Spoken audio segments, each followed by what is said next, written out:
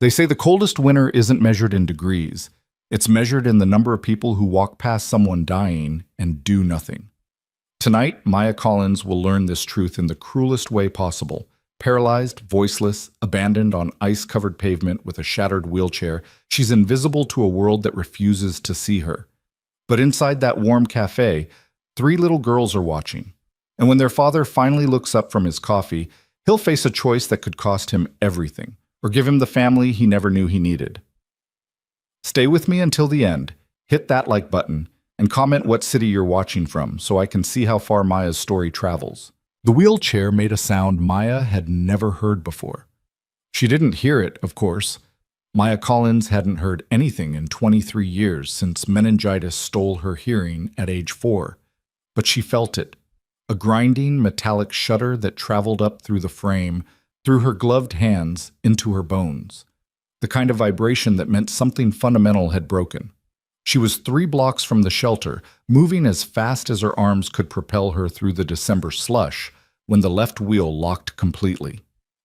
The physics were simple and brutal. Forward momentum, sudden stop, icy pavement. Maya pitched forward, her body following the trajectory her wheels refused to complete. She threw her hands out instinctively, but there was nothing to catch, nothing to grab. The world tilted, the gray sky swapped places with the white ground, and then she was airborne for one terrible, weightless moment. She hit the pavement face first. The impact drove the breath from her lungs. Her chin cracked against the concrete, her teeth clicking together so hard she tasted blood.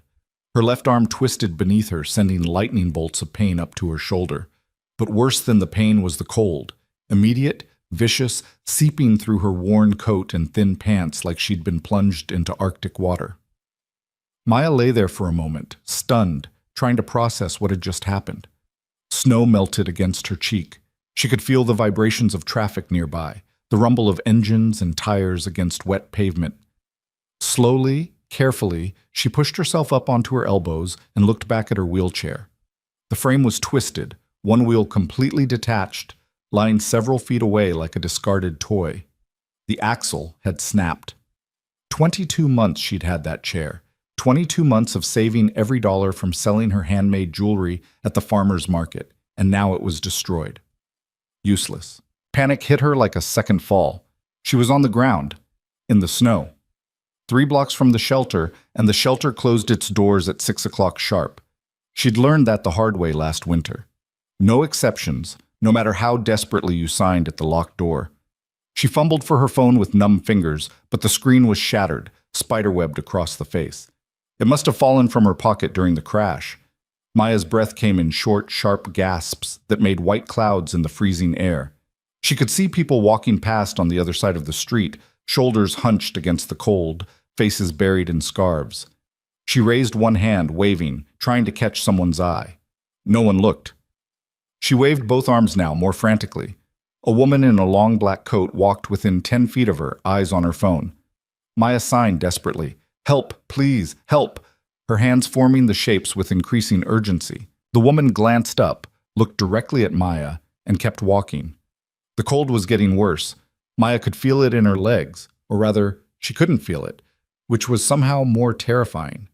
She'd lost sensation from the waist down 8 years ago, after the car accident that killed her mother and severed her spinal cord.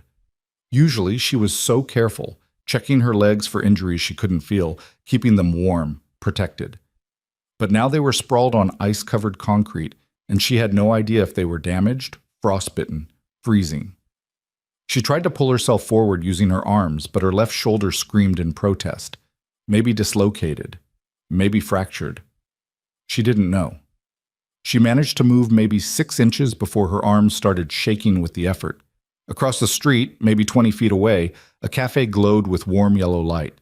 Through the large front windows, Maya could see people inside, couples at small tables, a group of business people sharing a laugh, a family with children. Steam rose from coffee cups. Someone threw their head back in laughter, their joy visible even through the glass.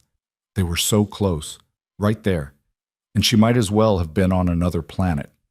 Maya's hands were going numb now, her fingers stiff inside her threadbare gloves. She could feel her core temperature dropping, that deep, bone-level cold that came before hypothermia. She'd read about it once in one of the medical books she'd devoured after her accident, trying to understand her new body. Stage 1, shivering, confusion. Stage 2, drowsiness, loss of coordination. Stage 3, unconsciousness, death. She was already shivering so hard her vision blurred. A man in a business suit walked past, then stopped. Hope flared in Maya's chest. He was looking at her, really looking. She signed urgently. "Help me! Wheelchair broken! Please!" Her hands shaping the words with desperate precision. The man's eyes moved from her face to her broken wheelchair to her body sprawled on the pavement. His expression shifted from surprise to something else. Discomfort. Uncertainty. He looked around, as if checking to see if anyone else was handling this situation. Then he pulled out his phone.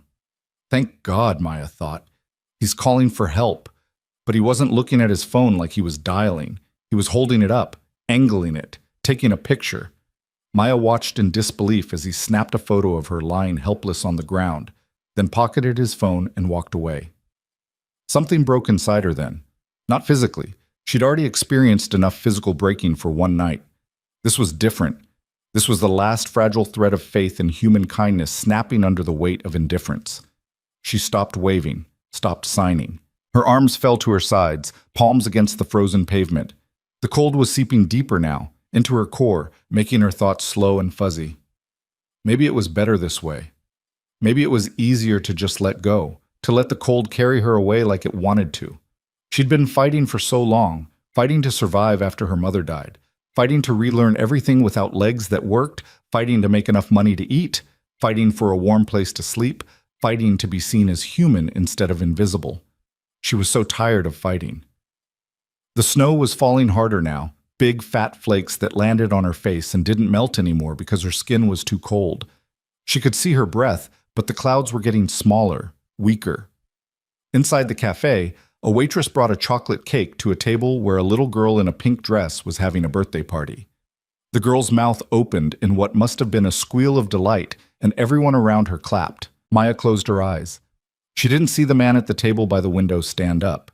She didn't see him lean down to speak to his 3 daughters, pointing toward the window, toward her. She didn't see the smallest girl's face change from curiosity to alarm, but she felt new vibrations through the pavement, heavier, running footsteps. Maya's eyes opened just as a figure dropped to his knees beside her.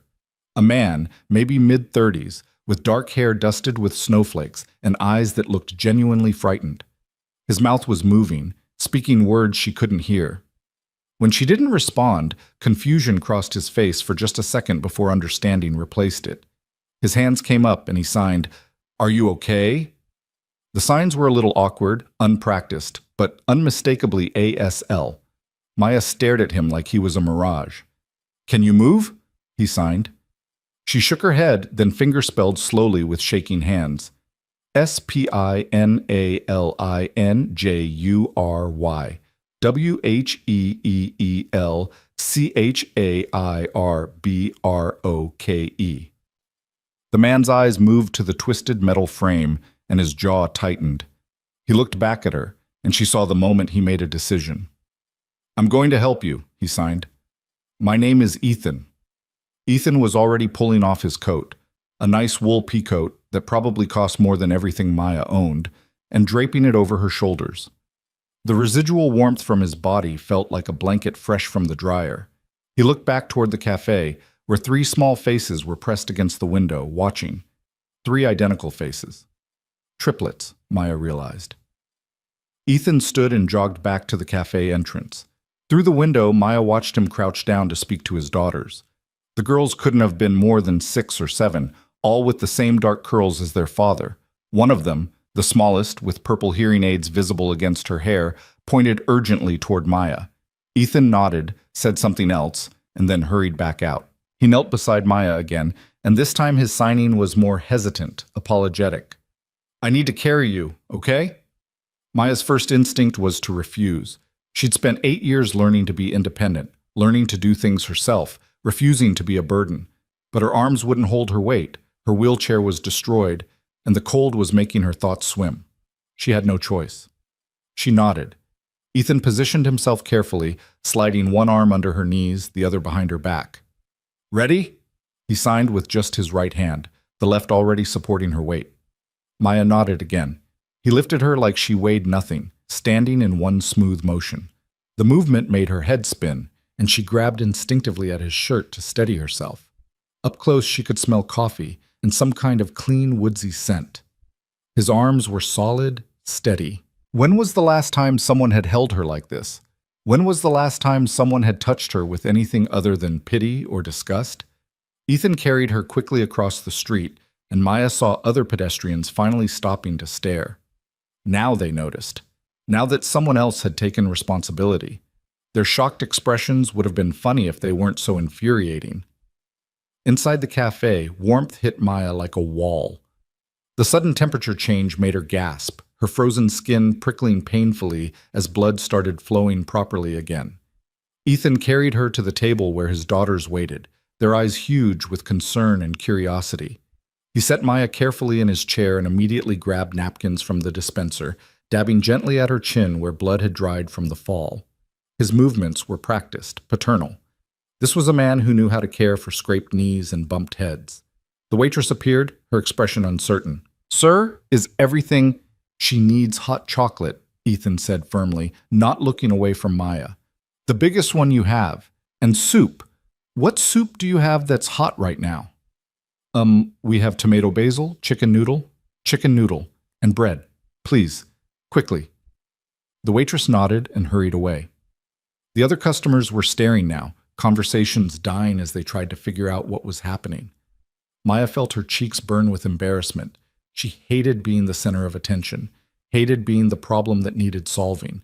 She raised her hands to sign "thank you," but Ethan was already moving, pulling another chair close and sitting down so they were at eye level. "Are you hurt?" he signed. "Besides cold." Maya pointed to her left shoulder and made a pained expression. Ethan frowned and gently probed the joint through her coat. When he pressed a certain spot, Maya's face must have shown the pain because he pulled back immediately. "Maybe dislocated," he signed. "Hospital?"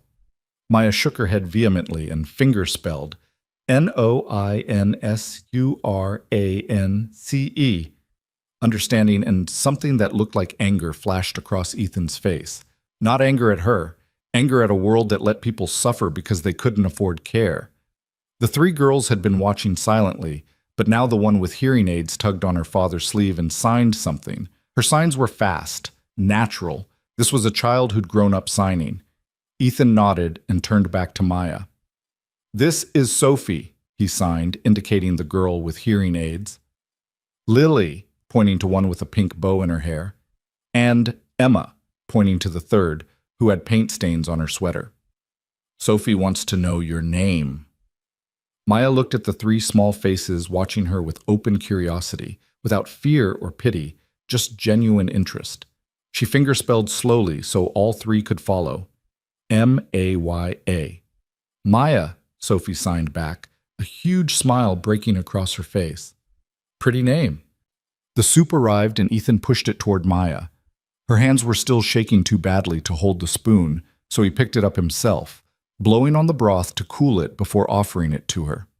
It should have been humiliating being fed like a child, but there was something so matter-of-fact about the way Ethan did it, like it was the most natural thing in the world to help another person, that Maya felt her resistance crumble. The first spoonful of hot soup hit her stomach, and she nearly cried with relief. She hadn't eaten since yesterday morning, a stale bagel someone had thrown away behind the bakery. The warmth spread through her chest, chasing away some of the deep cold that had settled into her bones. "When did you eat last?" Ethan signed. Maya hesitated, then signed, "Yesterday." His jaw tightened again, but he didn't comment. He just offered another spoonful of soup.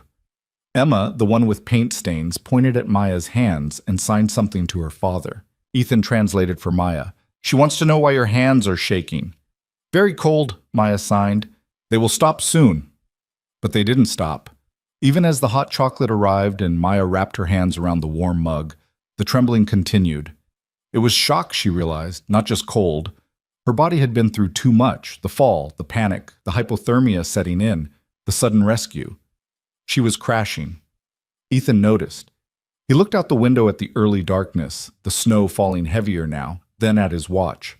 When he looked back at Maya, there was a question in his eyes that he seemed afraid to ask.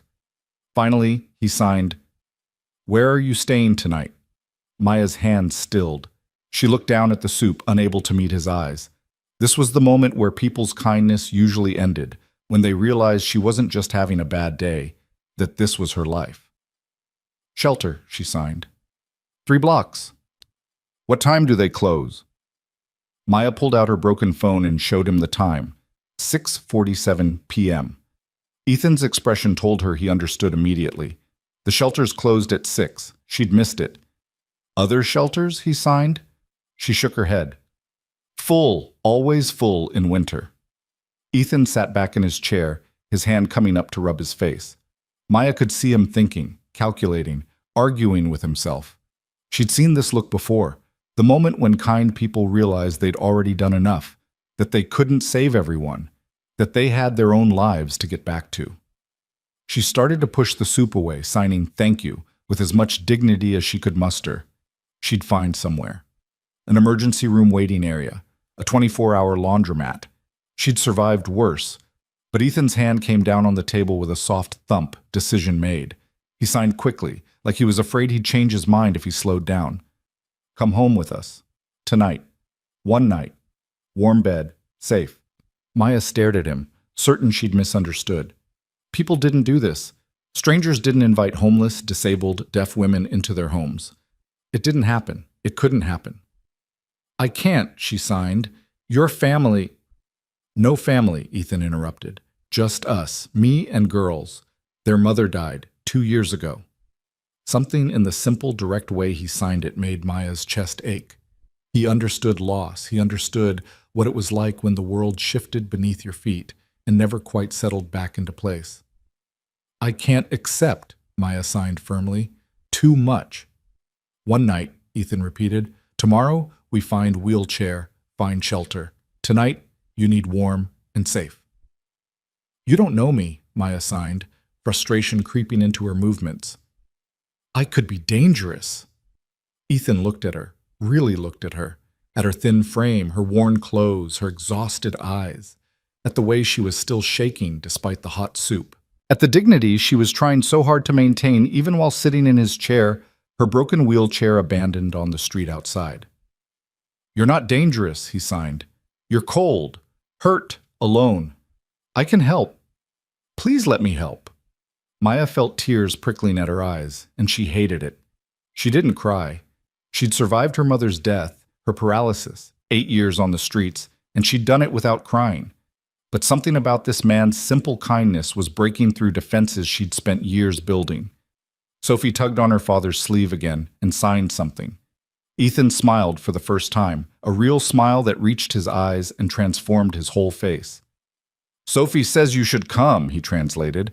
"She says our house has good heat and soft blankets, and her bed is very comfortable if you need it." That did it. A single tear escaped and ran down Maya's cheek. She wiped it away quickly, but not before all 3 girls saw. Their expressions shifted from curiosity to something softer, more protective. Lily, the one with the pink bow, reached across the table and very carefully took Maya's hand in both of hers. Her hands were small, warm, soft. She didn't sign anything, just held on, like she was trying to transfer some of her warmth through touch alone. Maya looked at these 4 people. This man who'd run out into the snow for a stranger, these 3 little girls who'd noticed when the whole world looked away. And she felt something she'd almost forgotten. Hope. The dangerous, foolish, beautiful feeling that maybe, just maybe, the world still had kindness in it. "One night," she signed shakily. "Only one." Ethan's smile widened. "One night," he agreed. What happened next moved quickly. Ethan paid the bill and asked the waitress to call his car service. While they waited, he went outside to retrieve Maya's broken wheelchair, returning with snow in his hair and a grim expression. "Can be fixed," Maya signed hopefully. Ethan shook his head. "Frame broken. Need new chair." The words hit Maya like a punch. A new wheelchair. thousands of dollars she didn't have, months of saving, maybe years. Without a chair, she couldn't get around, couldn't work, couldn't function. The brief flicker of hope she'd felt moments ago guttered like a candle in the wind. Ethan must have seen the despair on her face because he quickly added, "We will figure out tomorrow. Tonight, don't worry." Easy for him to say. He wasn't the one who'd just lost their only means of mobility. The car arrived, a nice sedan that pulled up right in front of the cafe. The driver got out to help, but when he saw Maya, his expression shifted to barely concealed disgust. He looked at Ethan with raised eyebrows. A silent question. "Really? You're bringing her?" "Help me get her to the car," Ethan said sharply, his voice carrying an authority that made the driver move despite his obvious reluctance. Ethan carried Maya again, and this time she noticed how carefully he moved, making sure her legs didn't drag or bang against anything. He'd clearly thought about how to handle someone with a spinal injury. The driver opened the back door, his nose wrinkled like Maya might smell bad. She probably did. It had been 3 days since she'd had access to a real shower. Ethan settled Maya in the back seat, then helped the girls climb in beside her. Sophie immediately scooted close, signing, "Are you comfortable?" with the earnest concern of a child who desperately wanted to help.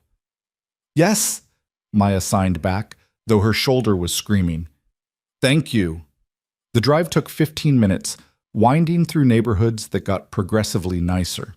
The houses grew larger, the lawns more manicured. Maya felt her anxiety rising with every block. What was she doing? This was insane. She was going home with a complete stranger, putting herself in a vulnerable position with no way to escape if things went wrong. But when she looked at the 3 girls, Emma showing Lily something on her fingers, Sophie watching the snowfall with her face pressed against the window, she couldn't quite muster the fear she knew she should feel. These weren't the faces of a dangerous family. The car pulled into a driveway in front of a beautiful 2-story house with a wide front porch and warm lights glowing in the windows. It looked like something from a magazine, from a life Maya had never lived and never thought she would. "Home," Ethan signed with a soft smile. The driver helped get Maya out of the car with obvious reluctance, practically dropping her into Ethan's arms the moment he could. Ethan carried her up the front steps while the girls ran ahead, throwing open the door and flooding the porch with light and warmth. Inside, the house was everything the outside promised. Warm hardwood floors, comfortable furniture, photos on the walls, evidence of life, of family, of love. Maya saw pictures of Ethan with a beautiful woman and 3 tiny babies. The woman appeared in several photos, always smiling, always surrounded by children. In the most recent photos, she was noticeably thinner, her smile a little more fragile. Cancer, Maya thought, or something like it. Ethan carried her to the living room couch, a deep, soft sofa that probably cost more than Maya had made in the last year, and set her down with infinite care. The cushions seemed to embrace her, and the relief of being off her damaged shoulder made her head spin. "Girls, coats, and shoes," Ethan signed and spoke simultaneously, and the 3 scattered to obey. He turned back to Maya. "Shoulder needs ice. I get." While he was gone, Maya looked around the room. There were signs of children everywhere. A pile of picture books on the coffee table, crayons scattered across a desk, a half-finished puzzle on the floor. But there were also signs of struggle. Dishes stacked in the kitchen sink, visible through the doorway. Laundry folded but not put away, piled on a chair. The slight chaos of a single parent doing their best. Sophie returned first, now in pajamas covered with stars. She climbed onto the couch, carefully avoiding Maya's legs, and held out a stuffed rabbit. "Mr. Fluffles," she signed. "He helps when I'm scared." Maya looked at the worn rabbit, clearly much loved, and felt her throat tighten. "Thank you," she signed. "But you keep him. I'm okay." Sophie considered this, then nodded and hugged the rabbit close. But she stayed on the couch, sitting cross-legged at Maya's feet like a small guardian. Ethan returned with an ice pack wrapped in a towel and a first aid kit. He signed, "May I?" before touching her shoulder, waiting for permission. Maya nodded, and he very gently maneuvered the ice pack into place. The cold was painful at first, then blissfully numbing. "Your chin," he signed next, pointing. Maya had forgotten about her chin, but when she touched it, her fingers came away with blood. Ethan opened the first aid kit and carefully cleaned the wound. His hands were steady, efficient. He'd clearly done this before. "Doctor?" Maya signed. "Architect," Ethan signed back. "But father first, good at bends and bruises." Emma and Lily returned, also in pajamas, and climbed onto the couch. Emma had a blanket, which she spread carefully over Maya's legs with the seriousness of a surgeon. Lily produced a glass of water and set it on the coffee table within reach. They were taking care of her. These three small children, who barely knew her, were taking care of her with a natural kindness that made Maya want to cry again. Ethan finished with the bandage and sat back. "Hungry still?" he signed. Maya shook her head, though she absolutely could have eaten more. "Enough. Thank you." "Shower?" he signed. "Warm water helps cold." A shower. A real shower with hot water and soap and privacy. Maya couldn't remember the last time she'd had one, maybe 2 weeks ago at the community center, where you got 10 minutes under a barely warm trickle before the next person pounded on the door. The longing must have shown on her face because Ethan stood immediately. "I set up," he signed. "Wait here." He disappeared upstairs and Maya was left with 3 pairs of curious eyes watching her.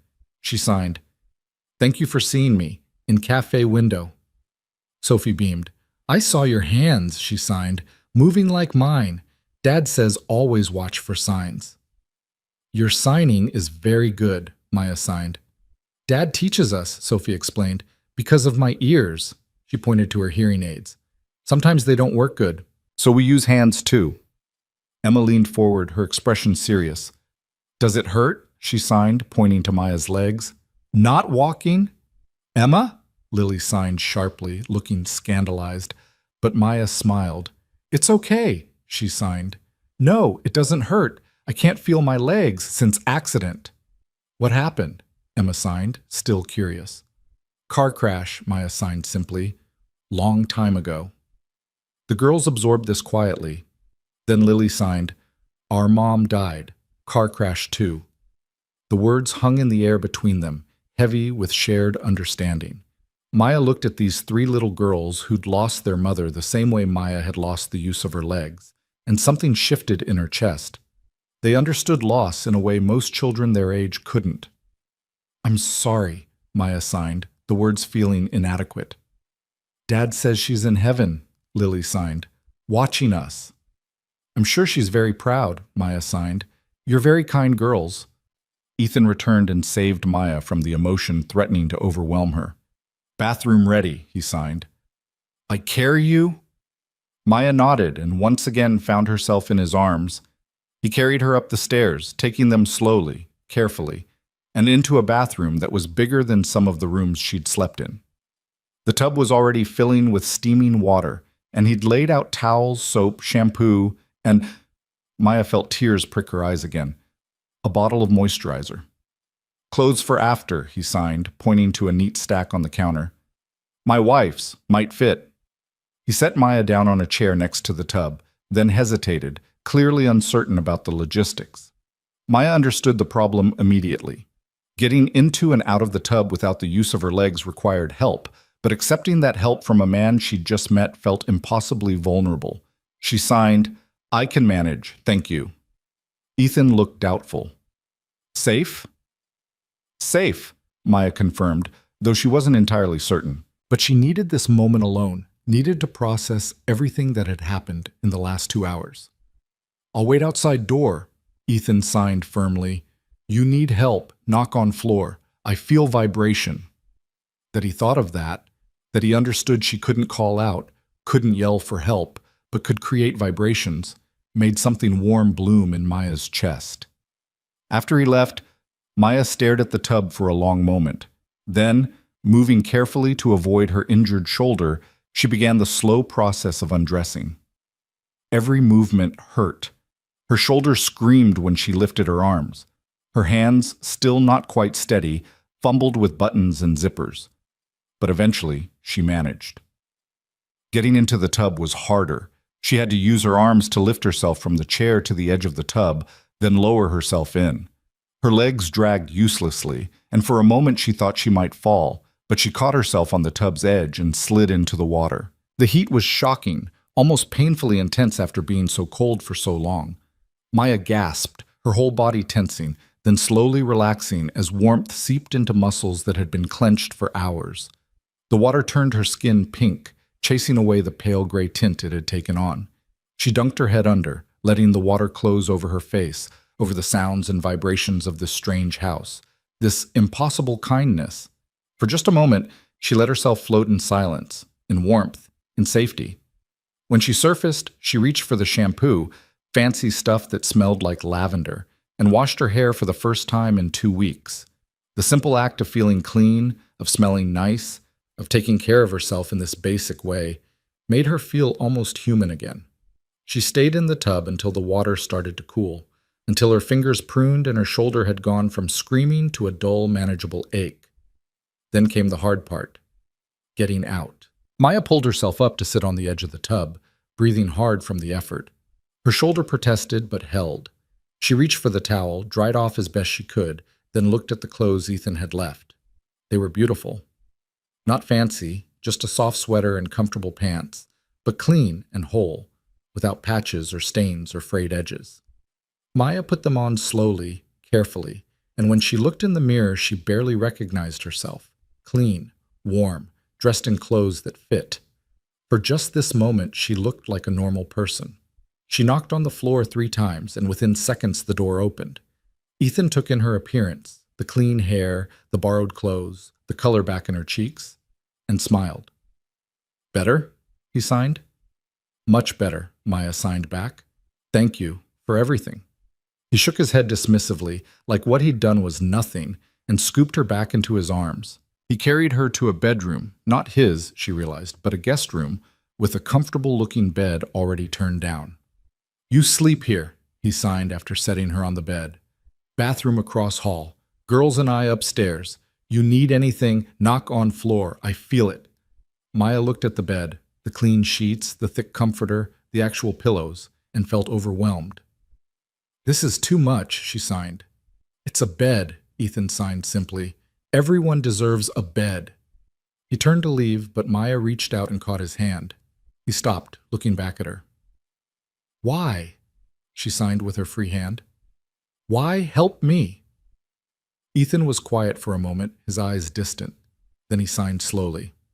"When my wife died, world felt cold. People looked away, didn't know what to say, felt invisible." His hands paused, then continued. "Tonight I saw you on ground, saw people walk past, saw same cold, same invisible." He looked directly into her eyes. "I never want someone to feel how I felt, so I help." Maya's vision blurred with tears. She squeezed his hand, unable to sign, unable to express the gratitude and relief and bone-deep exhaustion she felt. Ethan squeezed back, then gently extracted his hand and signed "good night" before leaving, pulling the door mostly closed behind him. Maya lay back on the bed, the soft, clean, wonderful bed, and pulled the comforter up to her chin. She could feel vibrations through the house, footsteps overhead as Ethan got the girls ready for bed, the rumble of pipes as water ran, the settling creaks of an old house getting comfortable for the night. She thought about the day, waking up in the shelter, spending hours in the library to stay warm, the desperate rush to get back before closing time, the wheelchair breaking, the fall, the cold, the certainty she would die on that pavement. And then, Ethan, the girls, this house, this impossible kindness. One night, she reminded herself, just one night. Tomorrow, everything would go back to normal. She'd find a new shelter, figure out the wheelchair situation, return to surviving day by day. But for tonight, just for tonight, she was warm, clean, safe. Maya closed her eyes and, for the first time in months, fell into a deep, dreamless sleep. She woke to vibrations. For a moment, Maya was disoriented, uncertain where she was. The mattress was too soft, the blanket too warm, the air smelling faintly of lavender instead of the usual shelter smell of industrial cleaner and too many unwashed bodies. Then it came back. The fall, Ethan, the house. The vibrations were footsteps, small ones pattering down the hall. Maya opened her eyes to see early morning light filtering through curtains she didn't remember Ethan closing. The door to her room opened slowly, carefully, and 3 faces peered around it. "Awake?" Sophie signed hopefully. Maya pushed herself up to sitting, wincing as her shoulder protested. The ice pack had fallen off sometime during the night, leaving a wet spot on the sheets. "Awake," she confirmed. The girls took this as an invitation and tumbled into the room, climbing onto the bed with the casual comfort of children who'd never learned to be afraid. "Dad is making pancakes," Emma signed, her movements excited and slightly clumsy. "Blueberry. Do you like blueberry?" "Yes," Maya signed, though she couldn't remember the last time she'd had pancakes. "Come eat with us," Lily signed. Maya hesitated. Every instinct told her to minimize the imposition, to make herself as small and forgettable as possible. But 3 pairs of hopeful eyes were watching her, and she found she couldn't disappoint them. "I need help," she signed. "Can't walk. No wheelchair." "Dad will carry you," Sophie signed with complete confidence. "He's very strong." As if summoned, Ethan appeared in the doorway, his hair still damp from a shower, wearing jeans and a sweater. "Girls, let Maya breathe," he signed with mock sternness. The 3 reluctantly climbed off the bed. Ethan approached and signed. "Sleep okay?" "Very well," Maya signed honestly. "Best in long time." Something softened in Ethan's expression. "Good. Breakfast ready. Carry you." And so began a morning unlike any Maya had experienced in years. Ethan carried her to the kitchen and settled her in a chair at the table. The girls helped set places, arguing good-naturedly about who got which color plate. The pancakes were perfect, fluffy and sweet with bursts of blueberry. Ethan had made bacon too, crispy and salty, and there was fresh orange juice and coffee and more food than Maya thought she could possibly eat. But she tried. She ate until her stomach hurt, until the girls were giggling at how many pancakes she could put away, until Ethan finally signed enough with a smile. After breakfast, while the girls played in the living room, Ethan made coffee and sat across from Maya at the kitchen table. "We need to talk," he signed, "about today." Here it comes, Maya thought, the polite dismissal. She'd been expecting it, preparing for it. "Wheelchair," Ethan signed. "We need to get you new one." "I have no money," Maya signed. "Wheelchair costs thousands. Take months to save." "I know," Ethan signed. "I looked up prices last night. I will pay." Maya's hands froze mid-sign. She stared at him, certain she'd misunderstood. "No," she finally signed. "Absolutely not. Too much." "Maya," Ethan signed firmly. "Without wheelchair, how do you live? How do you work?" "I figure out," Maya signed. "I always figure out." "That's not answer," Ethan signed, his expression gentle but determined. "Question is not can you survive. Question is should you have to. Answer is no." "You don't owe me." "Not about owing," Ethan interrupted. "About helping. I can help. I will help." Maya felt the walls she'd built around herself cracking. "Why?" she signed desperately. "Why do you care?"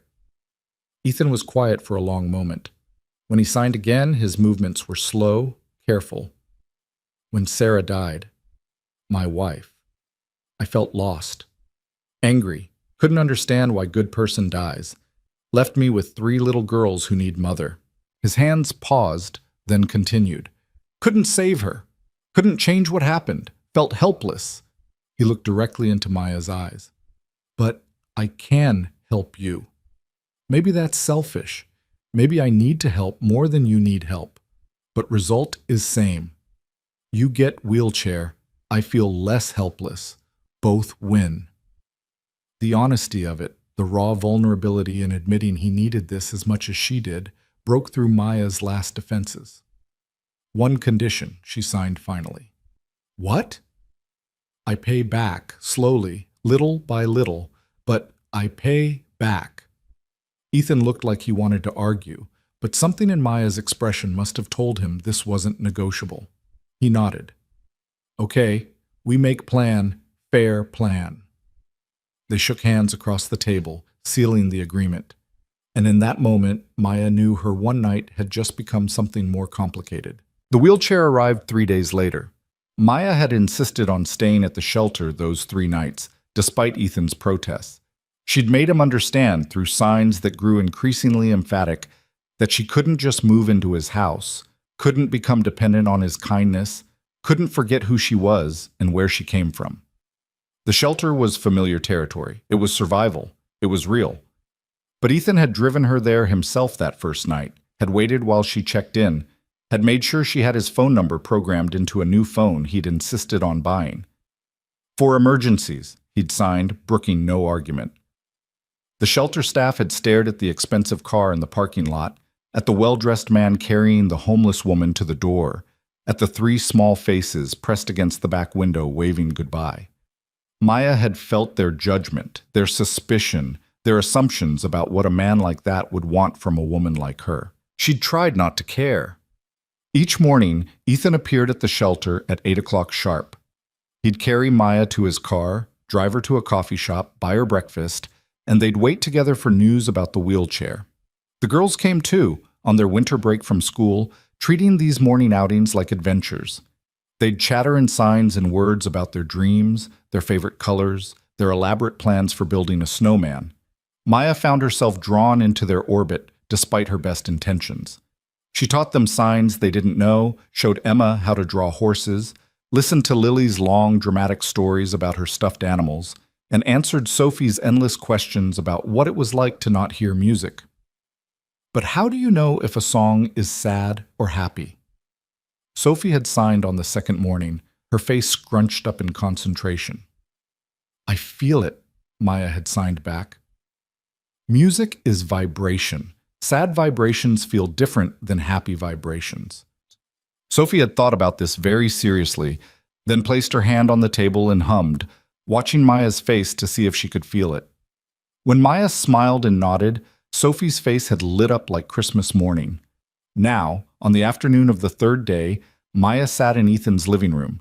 He'd insisted on bringing her here to wait for the delivery, watching snow fall past the window and trying not to think about how comfortable she'd become in this space, how easily she'd fallen into the rhythm of this family, how much she'd miss it when reality inevitably reasserted itself. The doorbell's vibration traveled through the floor, and Maya's heart jumped. Ethan appeared from his home office, where he'd been working on architectural plans, and squeezed her shoulder as he passed. Ready? He signed. Maya nodded, though she wasn't sure she was ready for anything. The delivery men brought in a beautiful lightweight wheelchair with custom cushioning and quick-release wheels. It was far nicer than her old one, probably cost 3 times as much. Maya wanted to cry just looking at it. Ethan helped her transfer from the couch to the chair, his hand steady and sure. And for the first time in 3 days, Maya was mobile under her own power.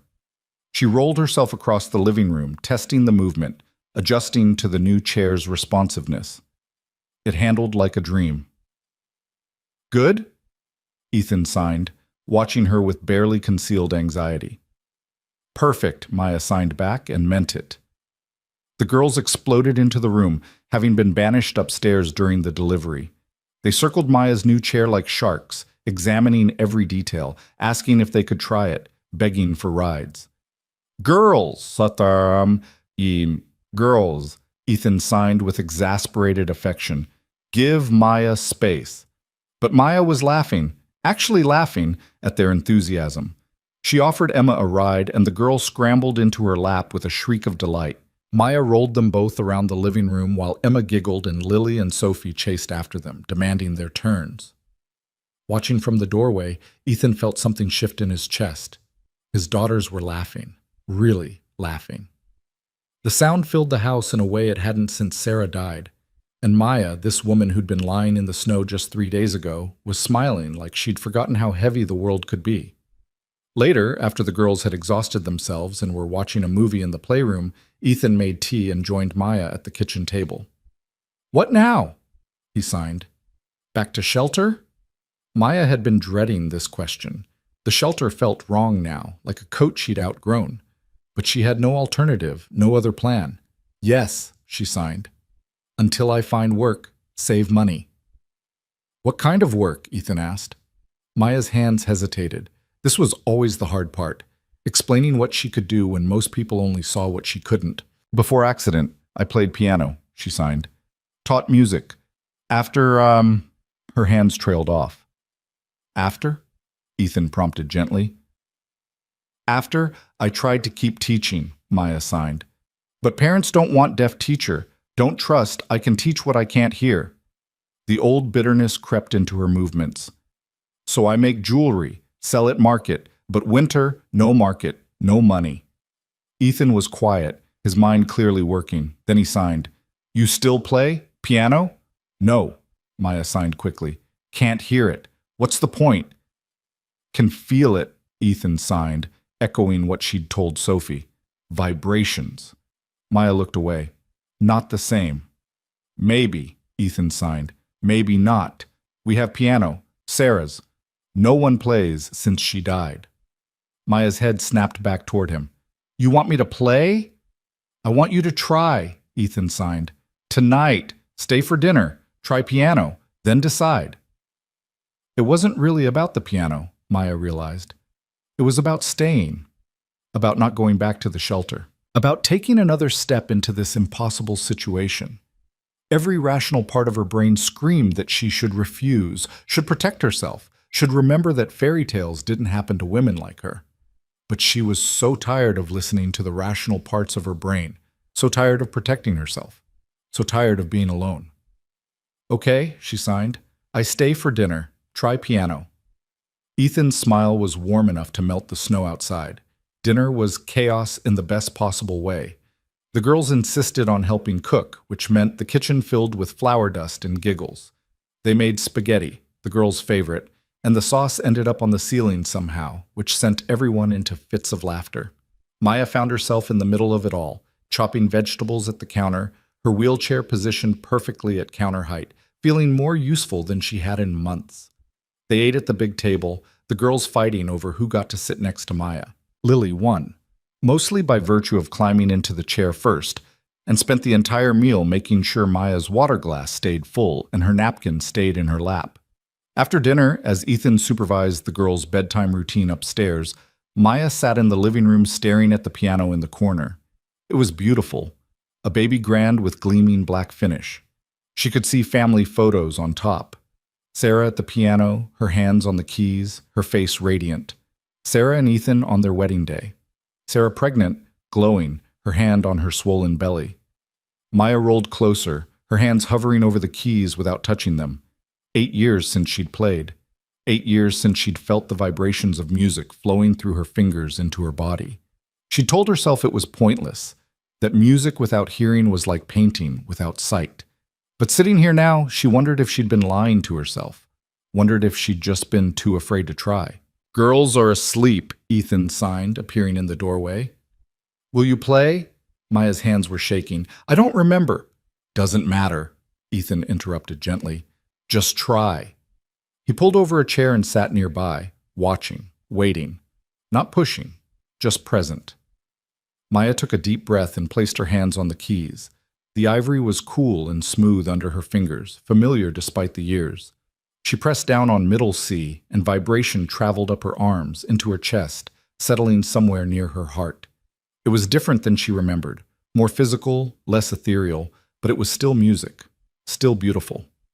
She played a scale, then another.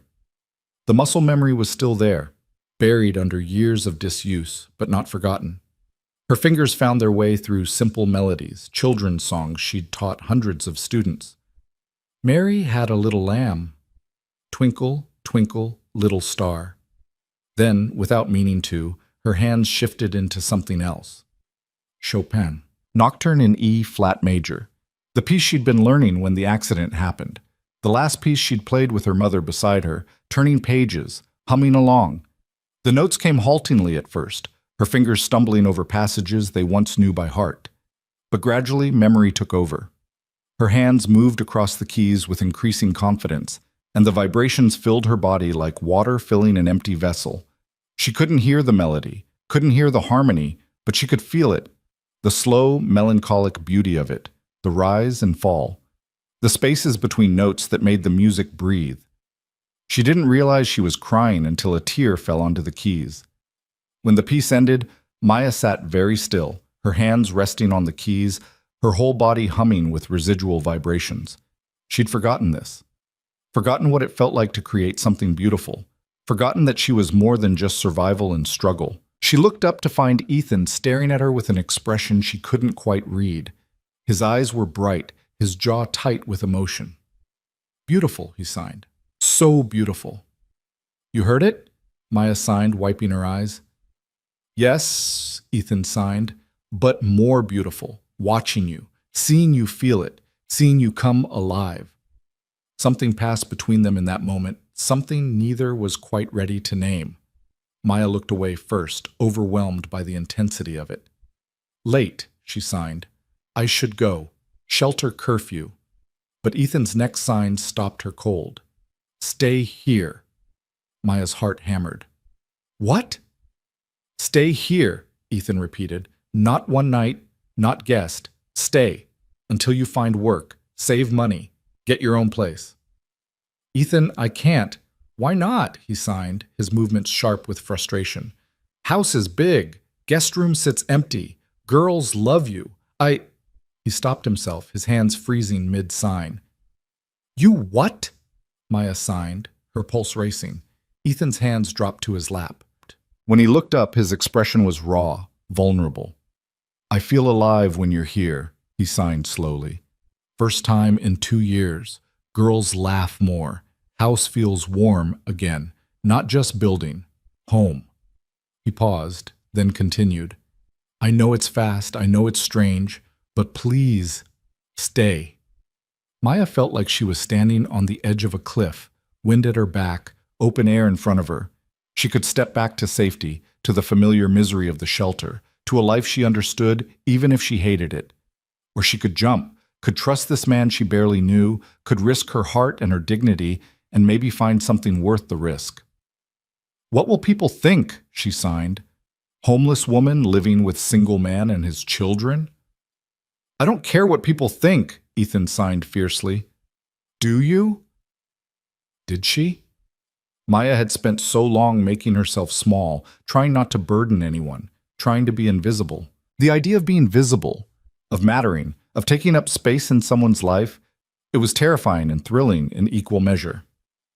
1 month, she signed finally. "I stay 1 month, save money, find work, then I leave." She expected Ethan to argue, to push for more, but he just smiled and signed, 1 month, we start there." The next morning, Ethan drove to the shelter and collected Maya's belongings. It didn't take long. Everything she owned fit in 2 garbage bags and a battered backpack. Her clothes, a few books, the supplies for making jewelry, and a photograph of her mother. When he returned, the girls helped carry everything to the guest room, treating it like moving day for a new roommate. They argued about where Maya should put her things, reorganized the closet to make more room, and brought in fresh flowers from the dining room table to make it pretty. "This is your room now," Sophie signed with grave importance. "Your safe place." Maya looked around at the space, the comfortable bed, the flowers, her few possessions finding homes on shelves and in drawers, and felt something she'd almost forgotten: belonging. The first week was an adjustment. Maya insisted on contributing however she could. She couldn't cook standing at the stove, but she could prep vegetables at the kitchen table. She couldn't vacuum, but she could fold laundry. She couldn't reach high shelves, but she could organize lower cabinets with ruthless efficiency. Ethan worked from home most days, his architecture firm allowing him flexibility to care for the girls. He'd set up his office on the main floor so he could monitor everything, jumping up whenever Maya needed something out of reach or when the girls got too rowdy. But it was the girls who made Maya's hesitations crumble. They absorbed her into their routines like she'd always been there. Every morning, they'd tumble into her room to wake her up, climbing into bed for what Emma called morning cuddles. They'd help her get ready, fighting over who got to pick out her shirt or hand her the hairbrush. Sophie appointed herself Maya's personal interpreter, signing everything anyone said within earshot, even when Maya could clearly read their lips or they were already signing. It was endearing and slightly exhausting. Lily insisted on pushing Maya's wheelchair everywhere, even though Maya was perfectly capable of moving herself. She'd grip the handles with fierce determination, steering with all the subtlety of a drunk driver, bumping into walls and furniture while Maya bit back laughter. And Emma, sweet, serious Emma, had decided Maya needed protecting. She'd position herself between Maya and anyone who came to the door, whether it was the mail carrier or Ethan's mother, her small body radiating fierce protective energy. It was Ethan's mother who proved to be the first real problem. Eleanor Brooks arrived on a Saturday afternoon, letting herself in with her own key. Maya was in the kitchen helping the girls make cookies when she felt the vibrations of the front door opening. The girls' expressions shifted immediately from joy to something more complicated, love mixed with wariness. "Grandmother," Sophie signed to Maya. Eleanor appeared in the kitchen doorway, elegant and perfectly put together in a way that made Maya immediately conscious of her flour-dusted sweater and messy hair. She was in her early 60s, blonde hair going gracefully silver, wearing a cashmere coat that probably cost more than Maya's wheelchair. Her eyes swept the kitchen, taking in the mess, the girls, and finally Maya. Her expression didn't change, but something cold flashed in her eyes. "Ethan?" she called, her voice carrying the particular sharpness of a woman used to being obeyed. Ethan emerged from his office, his face tightening when he saw his mother. "Mom, I didn't know you were coming." "Clearly," Eleanor said, her eyes still on Maya. "Who is this?" "This is Maya," Ethan signed and spoke simultaneously. "She's staying with us for a while." "Staying?" Eleanor repeated, the word dripping with suspicion. "Why?" "Because I invited her," Ethan said firmly. "Maya, this is my mother, Eleanor." Maya raised her hand in greeting, but Eleanor didn't acknowledge it. Instead, she turned to Ethan, her voice dropping, but not enough that Maya couldn't read her lips. "Ethan, can I speak to you privately?" "Anything you have to say, you can say here," Ethan replied, his jaw set in a way that suggested this was a familiar battle. Eleanor's eyes flashed. "Fine. Are you out of your mind? A strange woman living in your home with your daughters?" "She's not strange," Sophie signed indignantly. "She's Maya. She's our friend." "Sophie, adults are talking," Eleanor said without looking at her granddaughter. "We use signs here," Ethan signed sharply, "so everyone can participate." Eleanor's mouth thinned, but she began signing, stiff, reluctant signs that suggested she'd learned for Sophie but hated using them. "This is inappropriate. You don't know anything about her." "I know enough," Ethan signed. "Where did you meet her?" Eleanor demanded. "What's her background, her family?" "That's none of your business," Ethan signed, his movements sharp with anger. "It is my business when my granddaughter's safety is concerned," Eleanor shot back. Maya felt her face burning.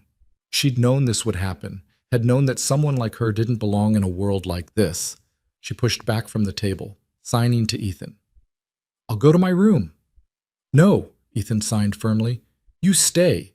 This is your home too." But Eleanor wasn't finished. "Ethan, be reasonable. Sarah has only been gone 2 years.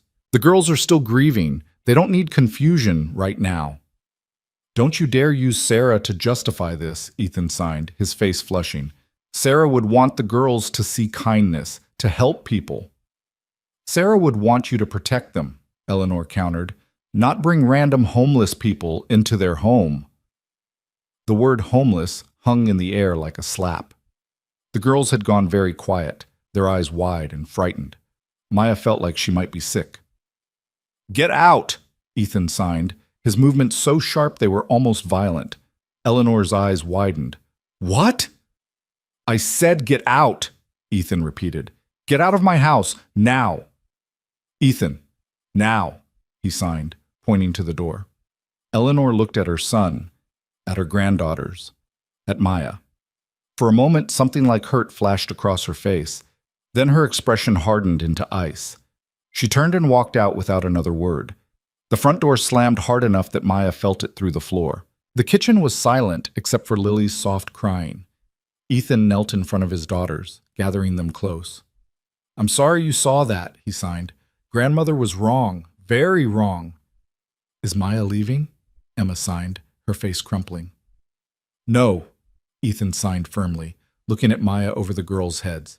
"Maya is staying. This is her home." But Maya wasn't sure anymore.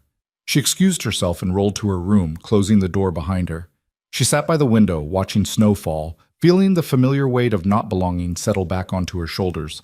She'd been a fool to think this could work, to think that someone like her could fit into this family, this life. Eleanor was right. She was a complication these girls didn't need. Ethan deserved better than a charity case disrupting his life. The girls deserved stability, not a temporary fixture who'd eventually disappear. There was a soft knock on the floor, Ethan's way of announcing himself. Maya didn't respond, but he came in anyway. "I'm sorry," he signed, sitting on the edge of the bed. "My mother is—" He struggled for words. "Right," Maya signed. "She's right. This is wrong. I should go." "No," Ethan signed sharply. "She's not right. She's afraid." "Of me?" Maya signed bitterly. "I'm terrifying." "Of change," Ethan corrected. "After Sarah died, she tried to control everything. How I grieve, how I raise girls, who I spend time with. She means well, but—" He sighed, his hands dropping. "She can't control this, can't control you being here. It scares her." "I don't want to cause problems," Maya signed. "You're not causing problems," Ethan signed. "You're causing change. That's different." "Good, different." He reached out and took her hand, and Maya felt her breath catch. His hand was warm, calloused from carrying lumber and building models, strong and gentle at the same time. "Girls need you," he signed with his free hand. "I need you. Please don't go." Maya looked at their joined hands, at his face so open and earnest, at the life he was offering, and felt herself teetering on that cliff edge again.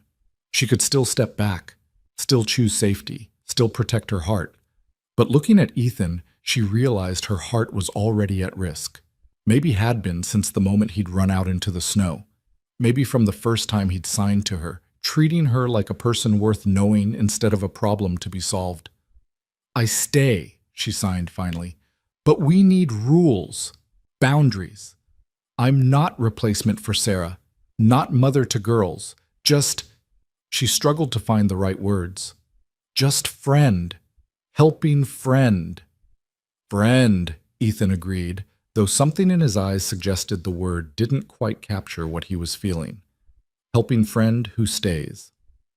Over the next 2 weeks, they fell into a rhythm that felt almost normal. Maya started teaching piano lessons in the living room. Ethan had spread the word at the girls' school, and parents were surprisingly willing to try a deaf teacher when she came, recommended by the Brooks family. The money wasn't much, but it was hers, earned through her own skill, and that mattered more than the amount. She taught 3 afternoons a week, and watching children learn to feel music the way she did, through vibrations and touch and movement, filled something in her she hadn't known was empty. The girls sat in on lessons sometimes, and Sophie proved to be a natural. Her hands moved across the keys with instinctive grace, and she understood viscerally what Maya tried to teach. That music was more than sound. It was feeling made physical. Evenings belonged to the family. They'd cook together, eat together, and then spend hours in the living room. The girls would do homework while Maya helped where she could, and Ethan worked on architectural plans. Sometimes they'd play board games with signs flying fast and furious as competition heated up. Sometimes they'd just exist together in comfortable silence. Maya found herself looking forward to these evenings more than she wanted to admit. Found herself noticing things about Ethan she knew she shouldn't notice. The way his eyes crinkled when he laughed, the gentleness of his hands when he braided his daughter's hair, the way he always made sure everyone had what they needed before taking anything for himself. She caught him watching her too, his gaze lingering when he thought she wasn't looking, his signs sometimes faltering mid-word like he'd forgotten what he was saying. Something was building between them, unspoken but undeniable. Maya tried to ignore it, tried to remember this was temporary, tried to protect herself. But it was getting harder every day. Then came the letter that changed everything. Maya found it when she wheeled into the kitchen one morning. An official-looking envelope addressed to Ethan, already opened, the letter spread on the table. She wouldn't have looked. Reading someone else's mail was a violation. But her name jumped out at her from the page. It was from Child Protective Services. An investigation had been opened regarding the welfare of Emma, Lily, and Sophie Brooks. An anonymous report had expressed concerns about an unvetted individual living in the home with the minor children.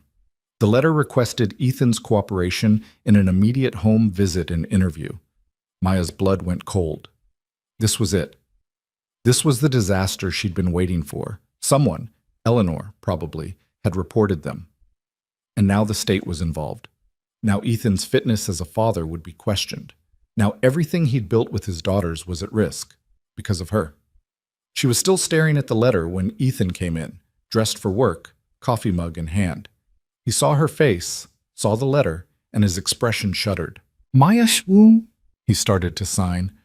I'm leaving, she signed, her hand shaking. I'm leaving right now, before I destroy your family. No, Ethan signed sharply. Look at this, Maya signed, shoving the letter across the table. They're investigating you, because of me. I'm going to cost you your daughters. That's not... It is, Maya interrupted, tears streaming down her face. Your mother was right. I'm a complication, a risk. I don't belong here. Ethan crossed to her, kneeling so they were eye level. He took her face in his hands, gently but firmly, making her look at him. You belong here, he signed fiercely, releasing her face to sign. You belong with us. This investigation is my mother's fear talking. We will handle it, together. No, Maya signed, pulling away. I won't let you lose your daughters because you were kind to me. I won't. She rolled to her room, Ethan following, still protesting, still trying to make her stay. But Maya was already pulling out the garbage bags, was already packing her few belongings with shaking hands. The girls appeared in the doorway, their faces crumpling when they saw what Maya was doing. No, Emma signed, running to her. Don't go. Have to, Maya signed, her vision blurred with tears. To keep you safe. We don't want safe, Lily signed desperately. We want you. You'll understand when you're older, Maya signed, hating herself for every word. This is best. Sophie just stood in the doorway, silent tears running down her face, her hands limp at her sides. That image, Sophie's devastation, her complete inability to understand why someone she loved was leaving, nearly broke Maya's resolve. But she forced herself to finish packing, forced herself to harden her heart, forced herself to ignore Ethan's pleas and the girls' tears. She called a taxi, and when it arrived, she let Ethan carry her one last time to the car. As they pulled away, she looked back to see all four of them standing on the porch. Ethan with his arms around his daughters, all of them crying, all of them watching her leave. And Maya understood, finally, that there were worse things than sleeping in shelters, worse things than being cold or hungry or invisible. The worst thing was finding a home and then losing it. Finding a family and then walking away. Finding love and then destroying it to keep everyone safe. The taxi driver asked where she was going, and Maya realized she had no answer. The shelter was full. It was always full in December. She had a little money now from the piano lessons, but not enough for a deposit on an apartment. Not enough for more than a few nights in a cheap motel. She gave him the address of the public library. It was warm there, at least. Safe. And maybe if she sat very still and thought very hard, she could figure out how to survive losing the only real home she'd had in 8 years. The library closed at 9 o'clock. Maya had managed to stretch the day into evening by moving between floors, finding quiet corners where the librarians wouldn't notice she'd been there for 8 hours straight. She'd charged her phone, used the bathroom, pretended to read books whose words blurred together on the page. Anything to avoid thinking about the house she'd left behind, the faces watching her go, the family she'd walked away from. When the final announcement came, the library would be closing in 15 minutes. Maya felt panic claw at her throat. Where would she go? The temperature had dropped below freezing. The shelters were full.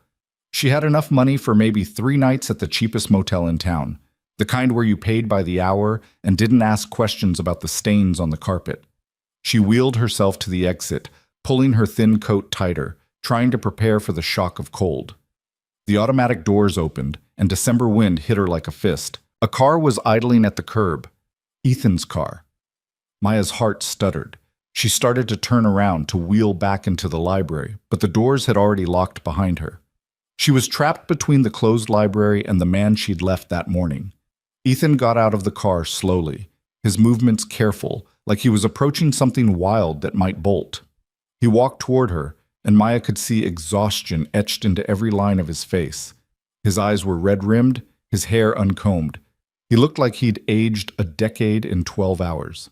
He stopped a few feet away and signed, "Girls won't stop crying." The words hit Maya like bullets. She'd known leaving would hurt them, but she'd told herself it was temporary pain to prevent permanent damage. Hearing that they were still suffering made her resolve waver. "They'll forget me," she signed, her hands shaking from cold and emotion. "Children forget." "That's a lie," Ethan signed sharply. "And you know it." Maya looked away, unable to meet his eyes. "Why are you here?"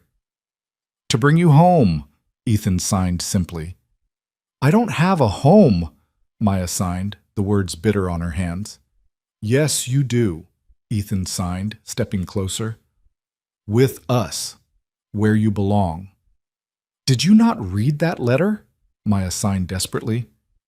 "They're investigating you. They think I'm a threat to your daughters. If I come back, you could lose them." "If you don't come back, I've already lost them," Ethan signed, and the raw honesty in his movements stopped Maya cold. "Not legally, but they're broken, Maya. Sophie won't sign, just sits staring at piano. Emma won't eat. Lily keeps checking your room, like maybe you'll reappear if she looks enough times." Tears froze on Maya's cheeks. "I'm trying to protect them." "By breaking their hearts?" Ethan signed. "By teaching them that people they love leave, that love isn't worth fighting for?" "It's not about love." Maya started to sign, but Ethan cut her off. "It is about love," he signed fiercely. "They love you. I love you." The world seemed to stop. Traffic sounds faded. The cold receded. All Maya could see was Ethan, his hands forming those three signs over and over. "I love you. I love you." "You can't," she signed weakly. "You don't know me."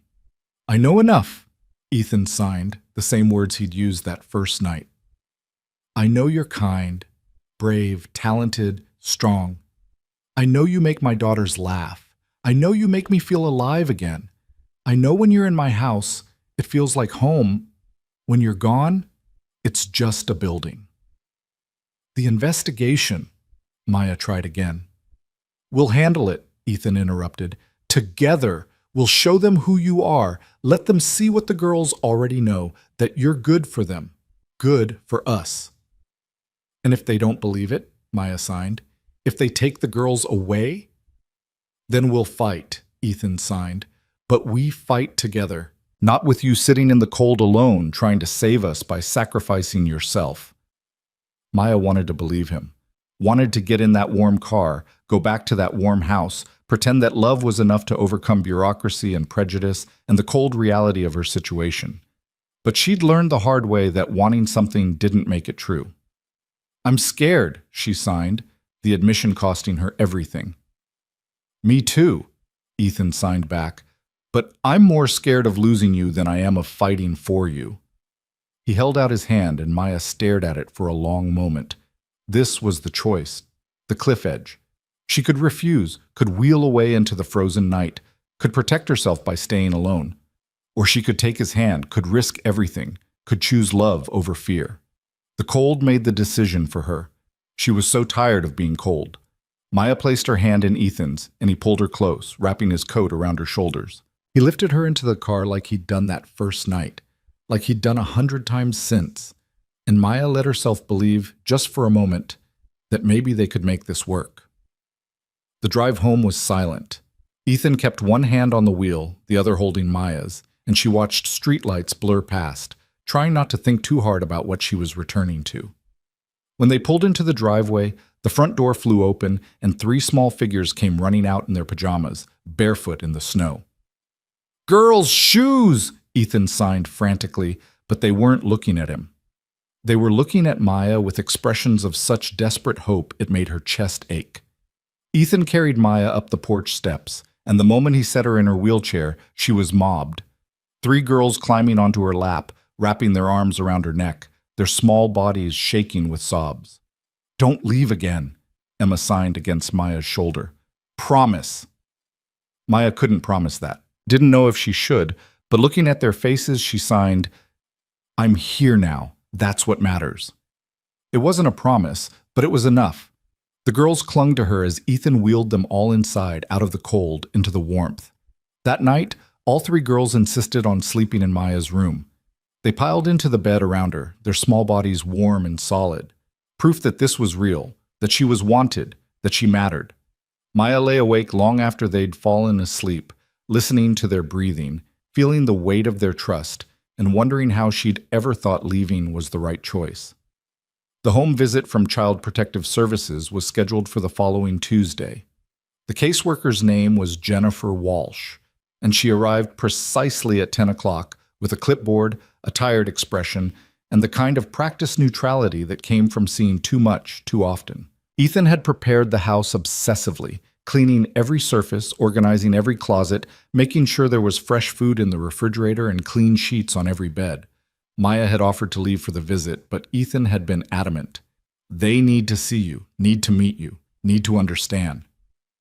Now, sitting in the living room while Jennifer Walsh walked through the house with Ethan, Maya felt like she might throw up. Everything hinged on this. If the caseworker decided Maya was a threat, if she recommended removing the girls, if she found Ethan's judgment lacking, it would all be over. Jennifer returned to the living room and sat across from Maya, her expression impossible to read. She clicked her pen and consulted her clipboard. Miss Collins, I'd like to ask you a few questions, she said, speaking slowly and clearly so Maya could read her lips. Maya nodded, her hands clenched in her lap. How long have you been living in this home? 3 weeks, Maya signed, and Ethan translated from where he stood in the doorway. And what is the nature of your relationship with Mr. Brooks? Maya's mind raced. What was their relationship? Friends seemed inadequate. Something more felt presumptuous. He helped me when I was in trouble, she signed carefully. Gave me a place to stay while I get back on my feet. I see, Jennifer made a note. And your relationship with the children? I care about them very much, Maya signed. They're wonderful girls. Do you have experience with children? Any childcare training? I was a music teacher, Maya signed. Before my accident, taught children for 5 years. More notes. Mr. Brooks mentioned you're currently teaching piano lessons from the home? Yes, Maya confirmed. 3 afternoons a week. And these students, they're also children? Maya nodded, wondering where this was going. Jennifer set down her clipboard and looked directly at Maya. Ms. Collins, I'm going to be frank with you. An anonymous report was filed expressing concern that Mr. Brooks is allowing an unvetted individual with unknown background to live with and care for his minor children. The report specifically mentioned your disability and homelessness as red flags. The words hung in the air like an accusation. Maya felt her face burn with shame and anger. However, Jennifer continued, in my walkthrough of this home, I've seen something different. I've seen children's artwork on the refrigerator signed, "To Maya with love." I've seen a piano covered in beginner's music books. I've seen 3 little girls who are clearly well cared for, happy, and thriving. I've spoken with Mr. Brooks, who has been nothing but forthcoming about your situation. She paused, her expression softening slightly. I've also done my homework. I called your former employer at the Riverside Music Academy. They said you were one of the best teachers they'd ever had, that losing you was a tremendous loss to their program. I spoke to parents of your current students. Every single one praised your teaching, your patience, your dedication. Maya's eyes widened. She hadn't expected this, hadn't thought anyone would actually investigate who she was rather than just what she appeared to be. Ms. Collins, I'm not concerned about you being a threat to these children, Jennifer said firmly. If anything, you seem to be a positive influence. But I am concerned about the long-term stability of this arrangement. What do you mean? Ethan asked, tension evident in his voice. Jennifer turned to him. Mr. Brooks, you've opened your home to someone in crisis, which is admirable. But what happens if this arrangement changes? If Miss Collins finds other housing, moves on with her life? These girls have already lost their mother. Attachment to another maternal figure who might leave could be psychologically damaging. I'm not trying to replace their mother, Maya signed quickly, and Ethan translated. I understand that, Jennifer said, but young children don't always make those distinctions. They see someone who cares for them, who's present in their daily lives, and they attach. When that person leaves, even for good reasons, it can feel like another abandonment. The word struck at Maya's deepest fear, the one she'd been trying to ignore. That loving these girls, letting them love her, was setting everyone up for inevitable heartbreak. So what are you recommending? Ethan asked, his voice tight. Jennifer was quiet for a moment, then said, I'm recommending that this case be closed. I see no evidence of neglect or endangerment, but I'm also recommending that you and Ms. Collins have some serious conversations about what this arrangement is and where it's going. For everyone's sake, especially the children's, there needs to be clarity and commitment. After Jennifer left, Ethan and Maya sat in the living room in heavy silence. The girls were at school, the house was quiet, and neither seemed to know what to say. Finally, Ethan signed, She's right. Maya looked at him, her heart sinking. About what? About needing clarity, Ethan signed. About what this is, what we are. We're friends, Maya signed automatically, helping each other. Are we? Ethan signed, his movement sharp. Because friends don't lie awake thinking about each other. Friends don't feel their hearts stop when the other person leaves the room. Maya's hands froze. Ethan, I told you I love you, he signed. Last night. Did you think I didn't mean it? I thought you were emotional, Maya signed desperately. Scared of losing the girls. Confused. I'm not confused, Ethan signed, standing and crossing to where Maya sat. He knelt in front of her wheelchair, taking her hands in his. I love you. I've been falling in love with you since the night I carried you in from the snow. Maybe before that, when Sophie pointed to the window and I saw you signing for help. You loved your wife, Maya signed, tears streaming down her face. Sarah, you loved her. Yes, Ethan signed without hesitation. I loved Sarah with everything I had. She was my first love, mother of my children. Losing her nearly destroyed me. He paused, his eyes intense. But Sarah is gone. I will always love her memory, but I can't live in the past forever, and neither can the girls. They need time to heal, Maya signed. They're healing now, Ethan signed. With you. You've brought laughter back into this house, joy, hope. The girls smile again. They're excited about tomorrow again, because of you. What if it doesn't work, Maya signed, voicing the fear that kept her awake at night. What if we try this and it fails? What if I'm not enough? What if it does work, Ethan countered. What if you are enough? What if we could be a family? The word family hit Maya like a physical blow. Family. The thing she'd lost when her mother died. The thing she'd been searching for in every shelter, every temporary arrangement, every failed connection. The thing she'd convinced herself she didn't deserve, couldn't have, shouldn't want. I'm scared, she signed, the same words she'd used at the library. So am I, Ethan signed, but I'd rather be scared together than safe alone. He leaned forward, moving slowly, giving her time to pull away. When she didn't, he kissed her. It was gentle, tentative, full of question. Maya's first instinct was to retreat, to protect herself, to remember all the reasons this couldn't work. But then she thought about the girls upstairs in her bed, their small bodies trusting her to stay. She thought about Ethan running into the snow when everyone else walked past. She thought about feeling music through her fingers again, about laughing at the dinner table, about belonging somewhere. She kissed him back. When they finally pulled apart, both breathless, Ethan rested his forehead against hers and signed clumsily with one hand. Stay, not as guest, not as friend, stay as family. Maya's hands trembled as she signed back. Okay. It was the smallest word, 2 signs, 1 syllable when spoken aloud. But it contained multitudes. It contained yes and forever, and I love you too, and I'm terrified, but I'm choosing this anyway. Ethan pulled her close, and Maya let herself be held, let herself believe, let herself hope. They told the girls that night over dinner. The 3 of them had clearly sensed something had changed. They kept looking between Maya and their father with curious, hopeful expressions. Finally, Ethan set down his fork and signed, "Girls, Maya and I need to talk to you about something important." 3 pairs of eyes went wide. Emma's bottom lip started to tremble. "Is Maya leaving again?" she signed fearfully. "No," Ethan signed quickly.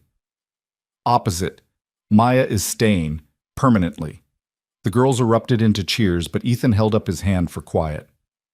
"There's more. Maya and I, we've decided to be more than friends. We're going to try being a couple, which means Maya will be more involved in our family." "Like a mom," Lily signed hopefully. Maya's heart clenched. She signed carefully. "Not replacing your mom. Never replacing your mom. Your mom was special, irreplaceable. I'm just..." She struggled to find the right words. "I'm just me. Someone who loves you very much and wants to be part of your family." Sophie studied Maya's face for a long moment, then signed, "Can we have 2 moms? One in heaven and one here?" The simple, perfect logic of it made Maya's eyes blur with tears. "Yes," she signed, "if that's okay with you." All 3 girls nodded enthusiastically, then launched themselves at Maya, nearly knocking her wheelchair backward with the force of their hugs. That night, after the girls were asleep, Maya lay in bed staring at the ceiling, wondering what she'd just agreed to. A relationship, a family, permanence, all the things that terrified her, all the things she'd convinced herself she didn't deserve. Her phone buzzed with a text from Ethan, upstairs in his own room. "Having second thoughts?" Maya smiled and typed back, "Thousands. You?" "Millions, but I'm not backing out." "Are you?" Maya thought about it, really thought about it. Then she typed, "No, I'm not backing out. I'm all in." "Good. Sleep well. I love you." Maya stared at those 3 words on the screen, still not quite believing they were meant for her. She typed back, "I love you too." It was the first time she'd said it, the first time she'd let herself feel it, and it was terrifying and exhilarating and the truest thing she'd ever written. The next few weeks were a learning curve for everyone. Maya moved her things from the guest room to the master bedroom, though she and Ethan took things slowly, mindful of the girls and their own need to build something solid before rushing forward. The girls adjusted faster than Maya expected. They'd been so young when Sarah died, their memories of her already fading despite Ethan's efforts to keep her present. Having Maya there didn't erase Sarah. Ethan made sure they still talked about their mother, still visited her grave, still honored her memory, but it did fill a maternal void that had been aching for 2 years. Maya's piano teaching grew. Word spread about the deaf teacher who taught children to feel music, and soon she had a waiting list. She started making real money, enough to pay Ethan back for the wheelchair, though he tried to refuse. "It's important to me," she signed firmly, "to pay my own way, to not be charity." "You're not charity," Ethan signed. "You're family. Family doesn't keep score." "I need to," Maya insisted. "Please understand." He did, eventually. They worked out a payment plan, and Maya paid him back slowly, $20 here, $50 there, until the debt was cleared. It mattered to her in a way she couldn't fully explain. It was about dignity, about proving she could stand on her own even while choosing to stand beside him. Things with Eleanor remained complicated. She didn't apologize for the CPS report. Ethan was certain it was her, though she'd never admit it. But she did start coming around again, slowly, carefully. She was stiff with Maya at first, her signs formal and cold, but the girl's obvious happiness gradually thawed her resistance. The breakthrough came on Christmas Eve. Eleanor arrived with presents for the girls and found Maya at the piano, teaching Sophie a simple carol. The other 2 girls were decorating cookies in the kitchen with Ethan, and the house smelled like sugar and cinnamon and pine from the tree in the corner. Eleanor stood in the doorway watching Maya and Sophie, watching the way Sophie's small hands moved confidently across the keys, the way Maya's face glowed with pride at her students' progress. When the piece ended, Eleanor signed stiffly, "That was beautiful." Maya looked up, surprised. "Thank you." Eleanor came closer, her movements hesitant. "I owe you an apology," she signed. I judged you without knowing you. I was afraid of what you represented: change, loss of control, risk. But I see now what you've given this family: joy, stability, love. She paused, then added with difficulty, Sarah would have liked you. The words were a peace offering, a benediction, an acceptance. Maya felt tears prick her eyes. Thank you, she signed. That means everything. They didn't become close friends. Eleanor was too reserved, Maya too wary, but they reached an understanding. Eleanor stopped fighting Maya's presence and started gradually to see her as part of the family. Christmas morning was chaos and joy. The girls woke Maya and Ethan before dawn, jumping on their bed and signing, Santa came, Buzz, with wild enthusiasm. They tumbled downstairs to find stockings full and presents under the tree. Maya had worried about this, her first Christmas with them, unsure what to buy, how much to spend, what role to play. But watching the girls tear into wrapping paper, their faces glowing with excitement, she realized it didn't matter what she gave them. What mattered was that she was there, that they'd woken her up first, that they wanted her to be part of this memory. She'd gotten each girl something small but meaningful. For Emma, a set of watercolor paints after seeing her drawings taped to the refrigerator. For Lily, a collection of fairy tale books she'd mentioned wanting. For Sophie, sheet music for the pieces she'd been begging to learn. All three reacted like she'd given them treasure. Emma immediately wanted to paint, Lily started reading out loud to anyone who would listen, and Sophie dragged Maya to the piano to start learning immediately. Ethan pulled Maya aside while the girls were distracted and handed her a small box. Inside was a delicate silver necklace with a pendant shaped like a piano key. So you always remember, he signed, that you found your music again, found yourself again, found us. Maya fastened it around her neck and kissed him, not caring that the girls could see, not hiding anymore. She'd spent so long making herself invisible, but with Ethan, with this family, she wanted to be seen. Winter gave way to early spring, and life settled into a rhythm that felt almost normal. Maya continued teaching, her reputation growing. Ethan's architecture firm thrived. The girls finished first grade with report cards full of praise.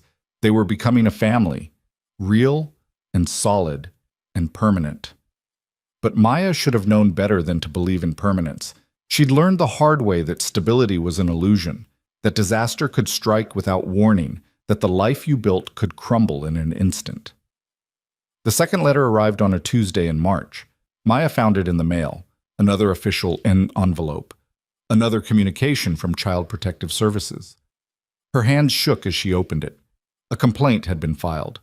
Another anonymous report, this one more detailed, more damaging. It alleged that Maya was living with Ethan despite having no legal relationship to the children. It claimed she was being allowed to care for the girls without proper background checks. It questioned Ethan's judgment and suggested the girls might be at risk. There would be another investigation. More home visits, interviews with the girls' teachers, their pediatrician, their neighbors. Everything would be examined, questioned, scrutinized. And this time, Maya knew it wouldn't be so easily dismissed. Because this time, she wasn't just a temporary guest. She was Ethan's girlfriend, living in his home, caring for his children, playing a parental role without any legal right to do so. The letter said there would be a formal hearing, that the state was considering whether Ethan's home was still appropriate for the girls, that if concerns weren't adequately addressed, alternative placement might be necessary. Alternative placement, foster care, taking the girls away. Maya read the letter 3 times, each word burning itself into her brain. Then she very carefully folded it, put it back in the envelope, and wheeled herself to the kitchen. Ethan was working in his office. The girls were at school. Maya had hours before anyone came home, hours to make the decision she knew she had to make. She couldn't do this again.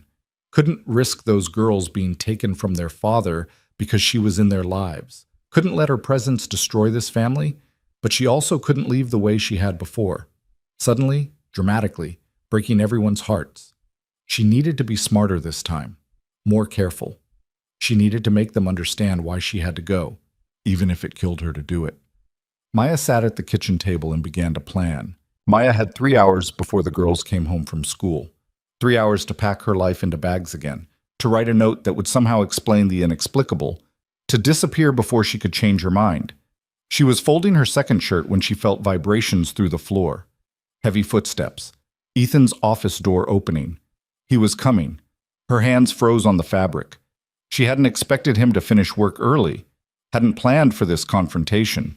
She'd wanted to be gone before anyone could stop her, before anyone could make her doubt what she knew she had to do. Ethan appeared in the bedroom doorway, and the expression on his face told her he'd seen the letter. It was still on the kitchen table where she'd left it, evidence of her cowardice. "No," he signed, his movements sharp and angry. "Absolutely not." "You read it," Maya signed, not a question. "Of course I read it," Ethan signed. "It was sitting on the table like a bomb. What I don't understand is why you're packing instead of talking to me." "Because talking won't change anything," Maya signed, turning back to her suitcase. "The state thinks I'm a risk. They're threatening to take the girls. I won't let that happen." Ethan crossed the room and grabbed her hands, stopping her from folding another shirt. "Maya, look at me." She did reluctantly, and the pain in his eyes made her chest ache. "Running away doesn't solve this," he signed firmly. "It just means they win, means we let fear control our lives." "Fear is rational," Maya signed, pulling her hands free. "They could take your daughters, your children, because of me." "Not because of you," Ethan signed. "Because of prejudice, ignorance, someone who filed a false report." "It doesn't matter why," Maya signed desperately. "What matters is the result. If I stay, they investigate. If they investigate, they find reasons to remove the girls. If the girls are removed, your life is destroyed." "And if you leave," Ethan signed, his movements slowing, becoming more deliberate. "What happens then? The girls lose someone they love, again. They learn that loving someone means losing them.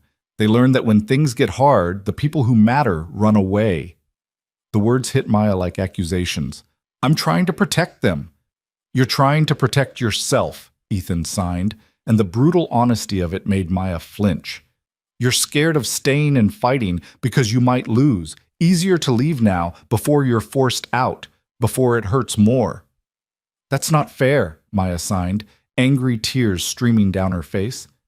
"It's completely fair," Ethan signed back, "because I understand.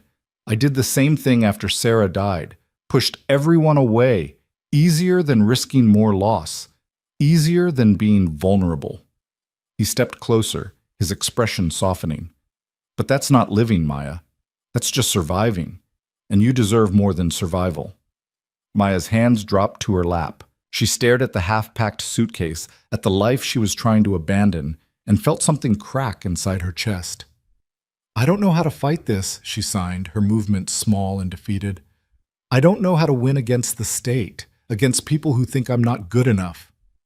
"You don't fight alone," Ethan signed. "You fight with me, with a lawyer, with everyone who knows who you really are."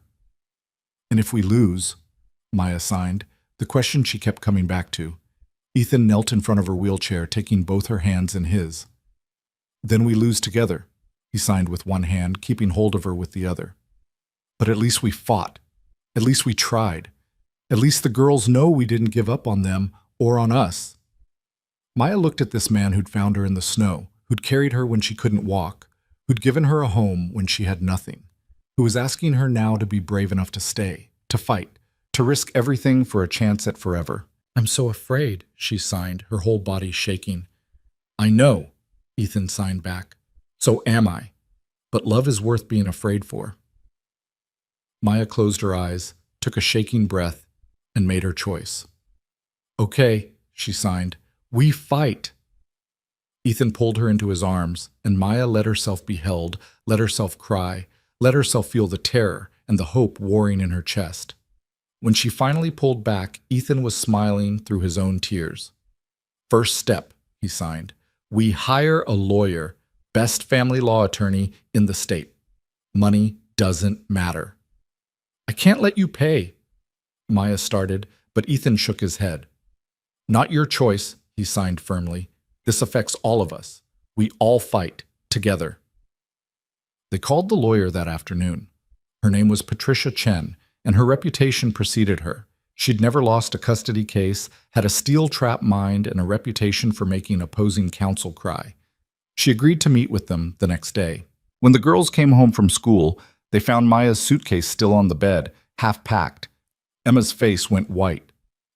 "You're leaving," she signed, her hands trembling.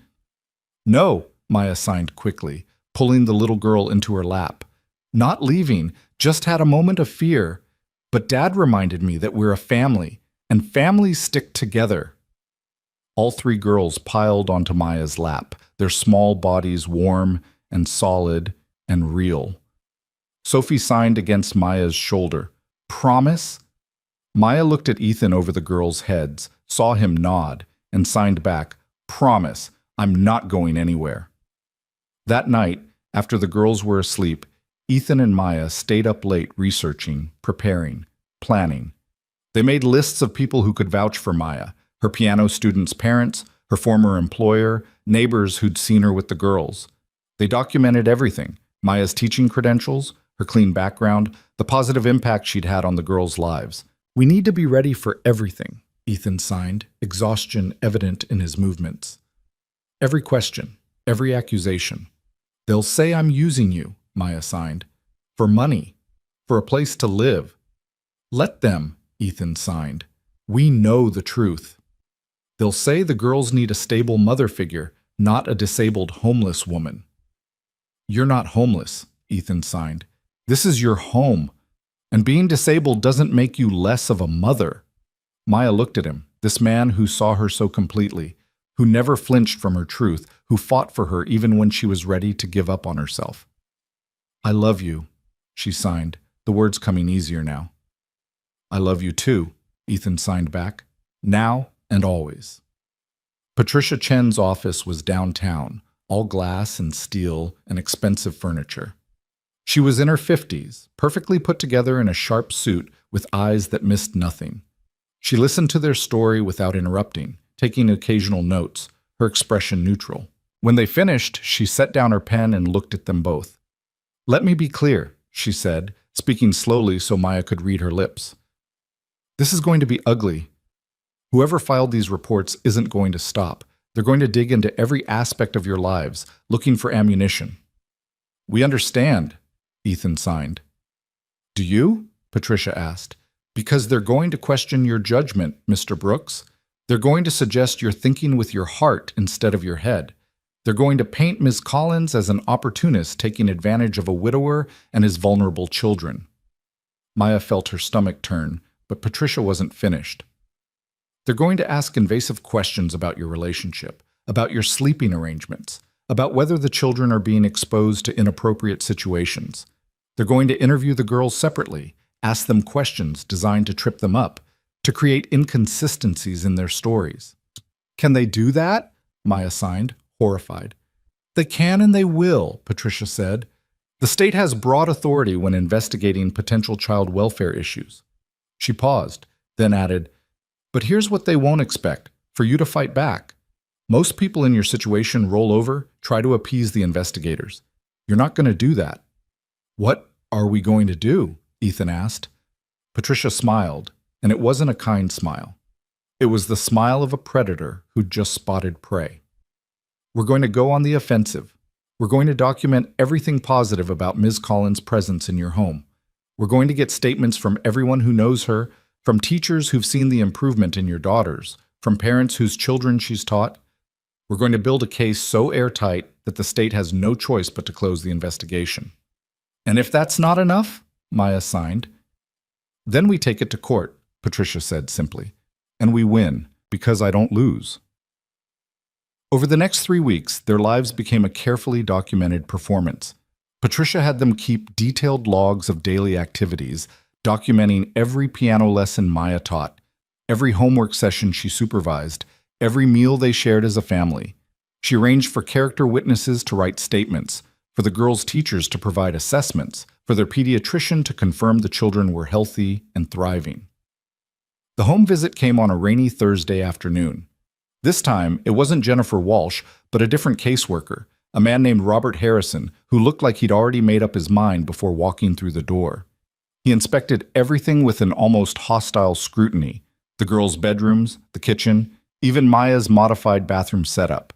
He interviewed Ethan alone, then Maya alone, asking pointed questions about their relationship, their plans, their understanding of appropriate boundaries.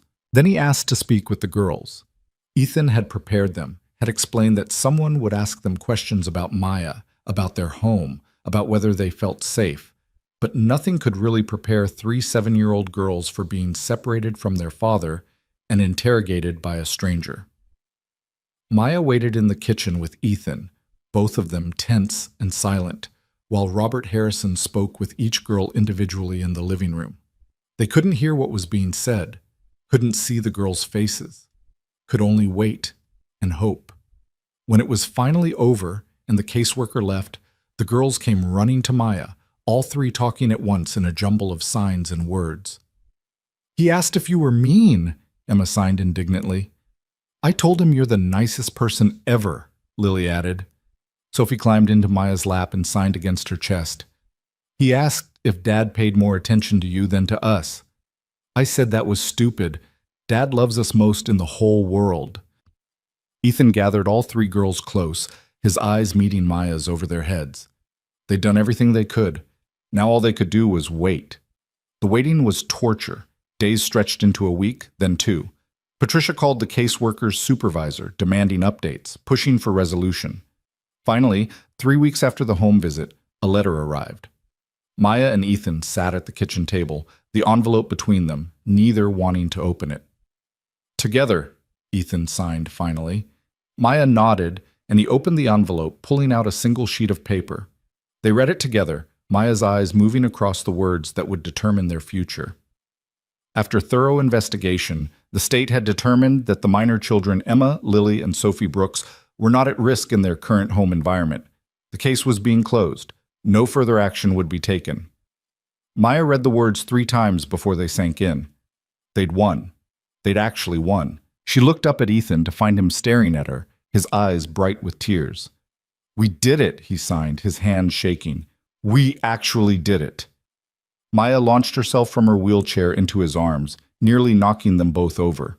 They held each other, laughing and crying at the same time, the weight of weeks of fear finally lifting. The girls came running at the sound of their laughter, demanding to know what was happening. Ethan gathered them all close and signed, "It's over. The investigation is over. Maya can stay. We're safe." The celebration that followed was spontaneous and joyful. They ordered pizza, put on music loud enough that even Maya could feel the vibrations shaking the floor, and danced in the living room like they'd lost their minds. The girls made up increasingly silly dance moves, and Ethan spun Maya's wheelchair in circles until they were both dizzy and laughing. Later that night, after the girls were asleep and the house was quiet, Ethan and Maya sat on the back porch watching snowfall. He'd carried her out, settling her wheelchair next to his chair so they could sit side by side in the cold. "I almost left," Maya signed, still processing everything. "Almost gave up on all of this." "But you didn't," Ethan signed back. "You stayed. You fought." "We fought," Maya corrected. "Couldn't have done it alone." "You shouldn't have to do anything alone," Ethan signed. "Not anymore." He reached into his pocket and pulled out a small box. Maya's breath caught. "I know it's fast," Ethan signed, setting the box on the armrest of her wheelchair. "I know we've only been together a few months, but I've learned that life is short, that love is rare, that when you find someone who makes you feel alive, who makes your children laugh, who fits into your life like they were always meant to be there, you don't wait." Maya's hands were shaking as she picked up the box. "Maya Collins," Ethan signed, sliding out of his chair to kneel in front of her wheelchair. "Will you marry me?"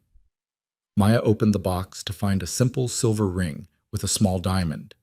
It was beautiful and understated and perfect, just like everything else Ethan had ever given her, chosen with thought and care and love. She looked at this man kneeling in the snow, at the house behind him full of sleeping children, at the life they'd built together against all odds. She thought about the night she'd fallen in the snow, certain she would die alone and invisible. She thought about how far she'd come, how much she'd risked, how completely her life had changed. "Yes," she signed, tears streaming down her face. Yes, I'll marry you. Ethan slipped the ring onto her finger, then pulled her out of her wheelchair and into his lap, holding her close as snow fell around them. They sat there for a long time, two people who'd found each other in impossible circumstances, who'd fought for each other when it would have been easier to walk away, who'd chosen love over fear. The wedding was small, held in the backyard on a sunny Saturday in May. Patricia Chen officiated, having gotten ordained online specifically for the occasion. Eleanor sat in the front row, dabbing at her eyes with a handkerchief, having finally made peace with the woman who'd stolen her son's heart. But the real stars of the wedding were the three flower girls who took their jobs with deadly seriousness. Emma scattered petals with mathematical precision, ensuring even coverage. Lily narrated the entire process in signs, providing running commentary that made the assembled guests laugh. And Sophie stood beside Maya throughout the ceremony, holding her hand, occasionally reaching up to wipe Maya's tears. When the officiant asked who gave this woman to be married, all three girls signed simultaneously, "We do." Maya's vows were in sign language, Ethan translating for the hearing guests. She talked about being lost and found, about learning that home wasn't a place but a person, or in this case, 4 people. She talked about fear and courage, about choosing to stay when leaving seemed safer, about the 3 little girls who'd seen her when the rest of the world looked away. Ethan's vows made everyone cry. He talked about carrying Maya in from the snow, about the moment he knew his life had changed forever. He talked about Sarah, about loving her memory while making room for new love. He talked about his daughters, learning that family wasn't just blood, that love could grow and expand and encompass people who started as strangers. When they kissed, the girls cheered so loudly that several birds flew out of nearby trees. The reception was chaos in the best way. Maya's piano students performed, their small hands creating music she felt through her entire body. The girls gave speeches they'd written themselves, full of inside jokes and declarations of love. Eleanor pulled Maya aside and, for the first time, hugged her without reservation. "Thank you," she said, speaking clearly so Maya could read her lips, "for giving my son his life back, for giving my granddaughters a mother, for being brave enough to stay."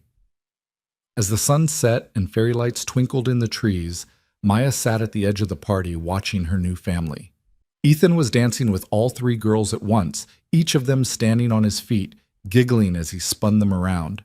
They looked so happy, so complete, so right. A hand touched Maya's shoulder, and she turned to find Patricia Chen smiling down at her. "You did it," Patricia signed, having learned the basics to better communicate. "Built a family. Found a home." "We did it," Maya signed back. "Couldn't have without you, have." "I just handled the legal stuff," Patricia said. "You did the hard part. You stayed. You fought. You believed you deserved this." And that, Maya realized, was the real victory. Not winning the case, not getting married, not even finding this family. The real victory was believing she deserved it, believing she was worth fighting for, believing she belonged. She wheeled herself to where Ethan was still dancing with the girls and tapped his leg. He looked down, smiled, and scooped her out of her wheelchair into his arms. The girls clustered around and they danced together as a family, 5 people who'd found each other against all odds. As the music played and the lights twinkled and the people they loved celebrated around them, Maya closed her eyes and felt the vibrations of joy running through her body. She was home. She was loved. She was enough. And she would never have to be invisible again. The first year of marriage was everything Maya had never let herself dream about. She woke up every morning in a bed that belonged to her, next to a man who loved her, in a house that had become her sanctuary. The girls would tumble in before dawn, climbing into bed between them, their small bodies warm and trusting. They'd plan the day in sleepy signs, deciding who would make breakfast, what game to play after school, whether tonight was the night they'd finally beat Dad at Monopoly. Maya's piano teaching had grown beyond anything she'd imagined. She now had 20 regular students, and parents drove from neighboring towns to bring their children to the deaf teacher who taught music through feeling rather than hearing. She'd started developing her own method, combining traditional piano instruction with vibration training, teaching students to feel rhythm in their bodies before translating it to the keys. A local music school had reached out, asking if she'd consider teaching a class on accessible music education. Maya had stared at the email for a full hour before showing Ethan, certain it was a mistake, that they'd meant to contact someone else. But it was real, and she'd said yes, and now twice a month she taught other music instructors how to work with deaf and hard-of-hearing students.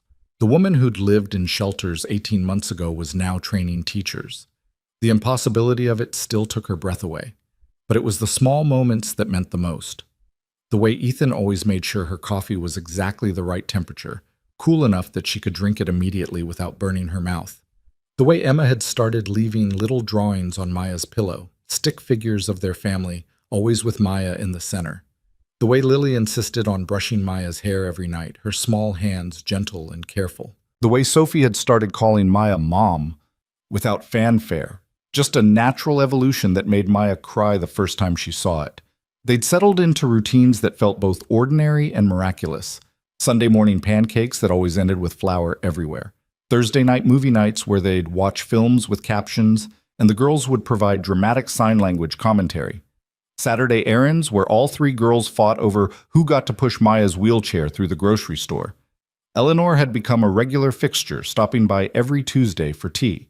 She and Maya had found an unlikely common ground in their shared love of gardening, or rather, Eleanor's love of gardening and Maya's willingness to learn. Eleanor had helped Maya design raised garden beds at a height Maya could reach from her wheelchair, and they'd spent the spring planting vegetables and flowers together, their conversations evolving from stilted small talk to genuine friendship. "You know," Eleanor had signed one afternoon, her movement still slightly awkward but improving. "When Sarah died, I thought that was it. Thought Ethan would raise the girls alone, that our family would always have this hole in it." She'd paused, her hands hovering. "But you didn't fill the hole. You made the family bigger, made room for more love. I was wrong about you, and I'm grateful you didn't let my wrongness drive you away." It was the closest Eleanor had come to acknowledging the CPS reports, to apologizing for the fear she'd caused. Maya had taken her hand and squeezed, accepting the olive branch for what it was. The second investigation, the one that had nearly broken them, had come from a different source entirely. They'd eventually learned it was a parent from the girls' school, someone who'd seen Maya dropping them off and had decided that a disabled woman had no business raising children. Patricia Chen had handled that person with the efficiency of a surgeon removing a tumor, threatening legal action if the harassment continued. The complaints had stopped immediately, but the damage had been done in other ways. Maya had become hyper-aware of how people looked at her when she was with the girls. She noticed the stares in grocery stores, the whispered conversations at school pickup, the double takes when she wheeled herself into parent-teacher conferences. Some people saw a disabled woman struggling to care for children.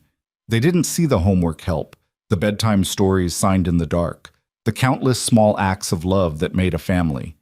It bothered her less as time went on, but it never completely stopped bothering her.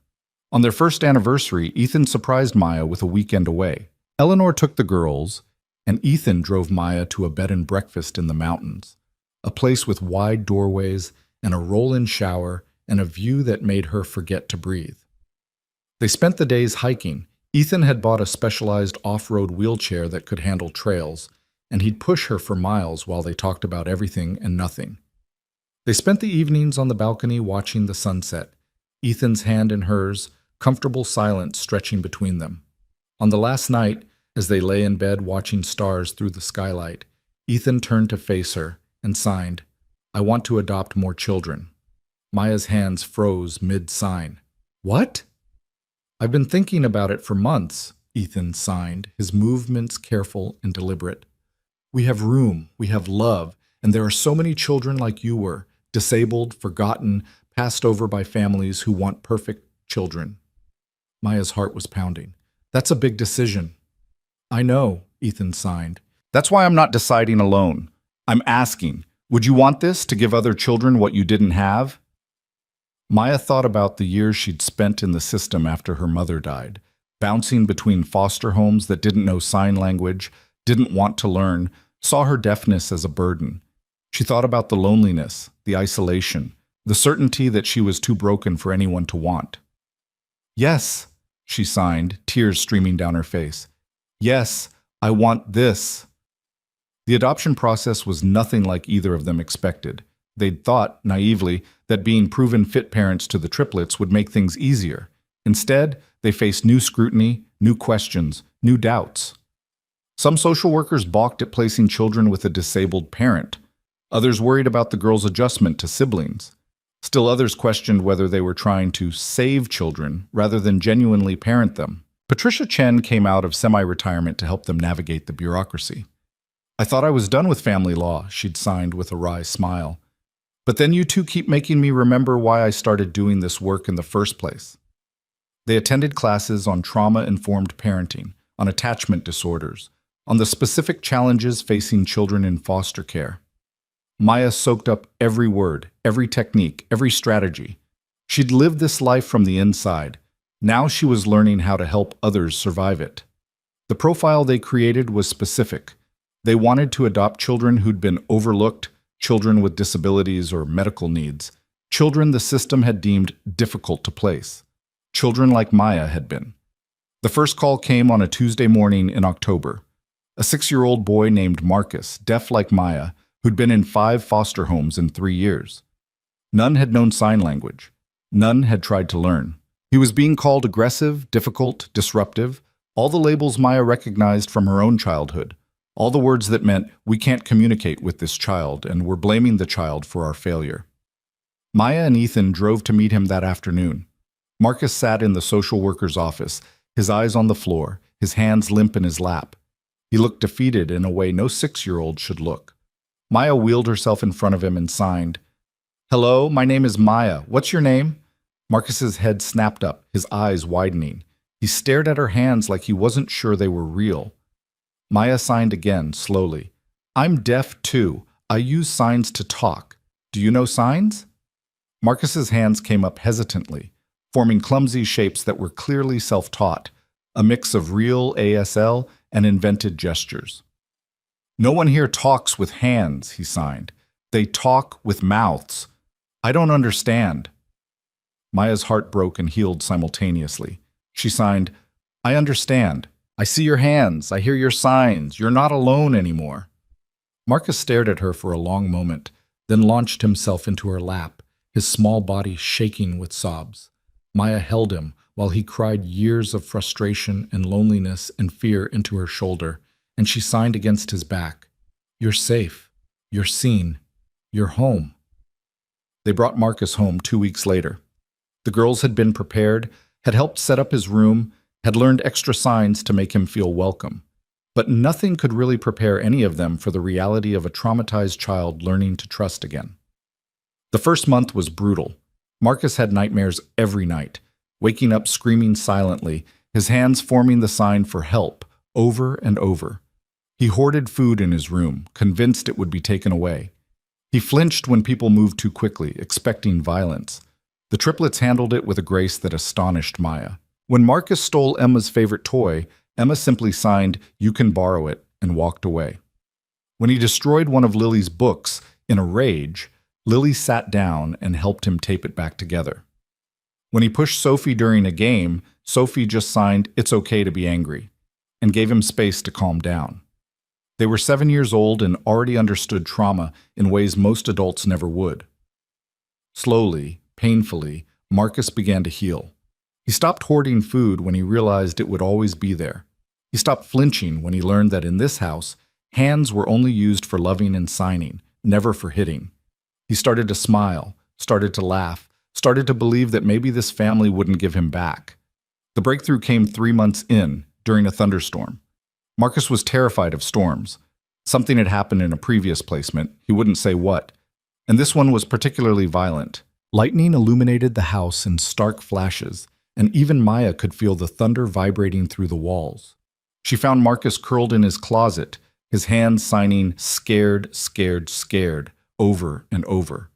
Maya squeezed herself into the closet beside him, her wheelchair abandoned in the hallway, and pulled him into her lap. "I'm here," she signed against his trembling hands. "You're safe. The storm can't hurt you. Hurt you." Marcus looked at her with huge, terrified eyes and signed, "What if they send me away? What if I'm too broken?" Maya's breath caught. These were her fears, spoken by a 6-year-old who'd learned too young that being different meant being disposable. "You're not broken," she signed fiercely. "You're exactly right, exactly who you're supposed to be, and we're never sending you away. This is your home forever." "Promise?" Marcus signed, his hands shaking. "Promise," Maya signed back. "Forever and always." Marcus buried his face in her shoulder and cried, and Maya held him through the storm, signing promises into his hair, feeling his small heart beating against hers. The next morning, Marcus came downstairs and signed to Ethan, "Can I call you Dad?" Ethan, who'd been flipping pancakes, set down the spatula and knelt in front of Marcus. "I would be honored," he signed, tears streaming down his face. Marcus threw his arms around Ethan's neck, and just like that, their family of 5 became 6. But they weren't done. 6 months later, they got a call about 8-year-old twins, Jason and Zoe, both in wheelchairs due to cerebral palsy. Their parents had died in a car accident, and extended family had refused to take children they deemed too much work. The twins had been in a group home for a year, waiting for a family brave enough to want them. Maya and Ethan didn't even hesitate. They said yes before seeing the file, before meeting the children, before thinking about logistics. 2 more wheelchairs in the house? They'd make it work. 2 more children who needed love? They had love to spare. Jason and Zoe arrived terrified and defiant, convinced this was temporary, that no one really wanted disabled kids. But they hadn't counted on moving into a house where the mother used a wheelchair, where accessibility was built into every room, where being disabled wasn't something to overcome, but simply part of who you were. They hadn't counted on 3 girls who immediately appointed themselves as welcoming committee, giving tours, explaining house rules, sharing toys without being asked. They hadn't counted on Marcus, who took one look at them and signed, "You're like me, different. It's okay here to be different." They hadn't counted on falling in love with a family that saw them as blessings, not burdens. The house had to be expanded. Ethan designed the addition himself, 2 more bedrooms, another bathroom, a wider hallway to accommodate multiple wheelchairs. The construction took months, and they lived in beautiful chaos, children and contractors, and love spilling into every corner. Maya's piano teaching evolved again. She started offering free lessons to foster children, to kids in wheelchairs, to anyone the traditional music world had decided couldn't learn. Her living room became a gathering place, children of all abilities making music together, learning that art belonged to everyone. The local news did a story about her. Deaf piano teacher creates music through touch. And suddenly Maya was getting calls from around the country, from other teachers who wanted to learn her methods, from parents desperate for someone to see their children's potential. She started writing a book, documenting her teaching techniques, her philosophy of accessible music education.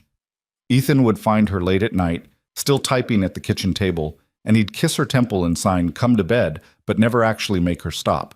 He understood that this work mattered, that Maya was building something bigger than herself.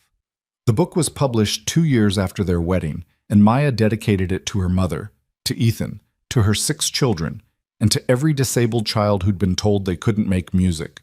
The royalties were substantial, and Maya insisted on using them to establish a scholarship fund for disabled students pursuing music education. "You could keep it," Ethan signed. "Buy things you want."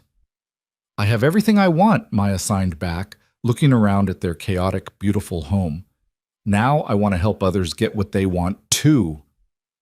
The years passed in a blur of school plays and piano recitals, and family dinners and homework help and bedtime stories, and everything that made a life rich.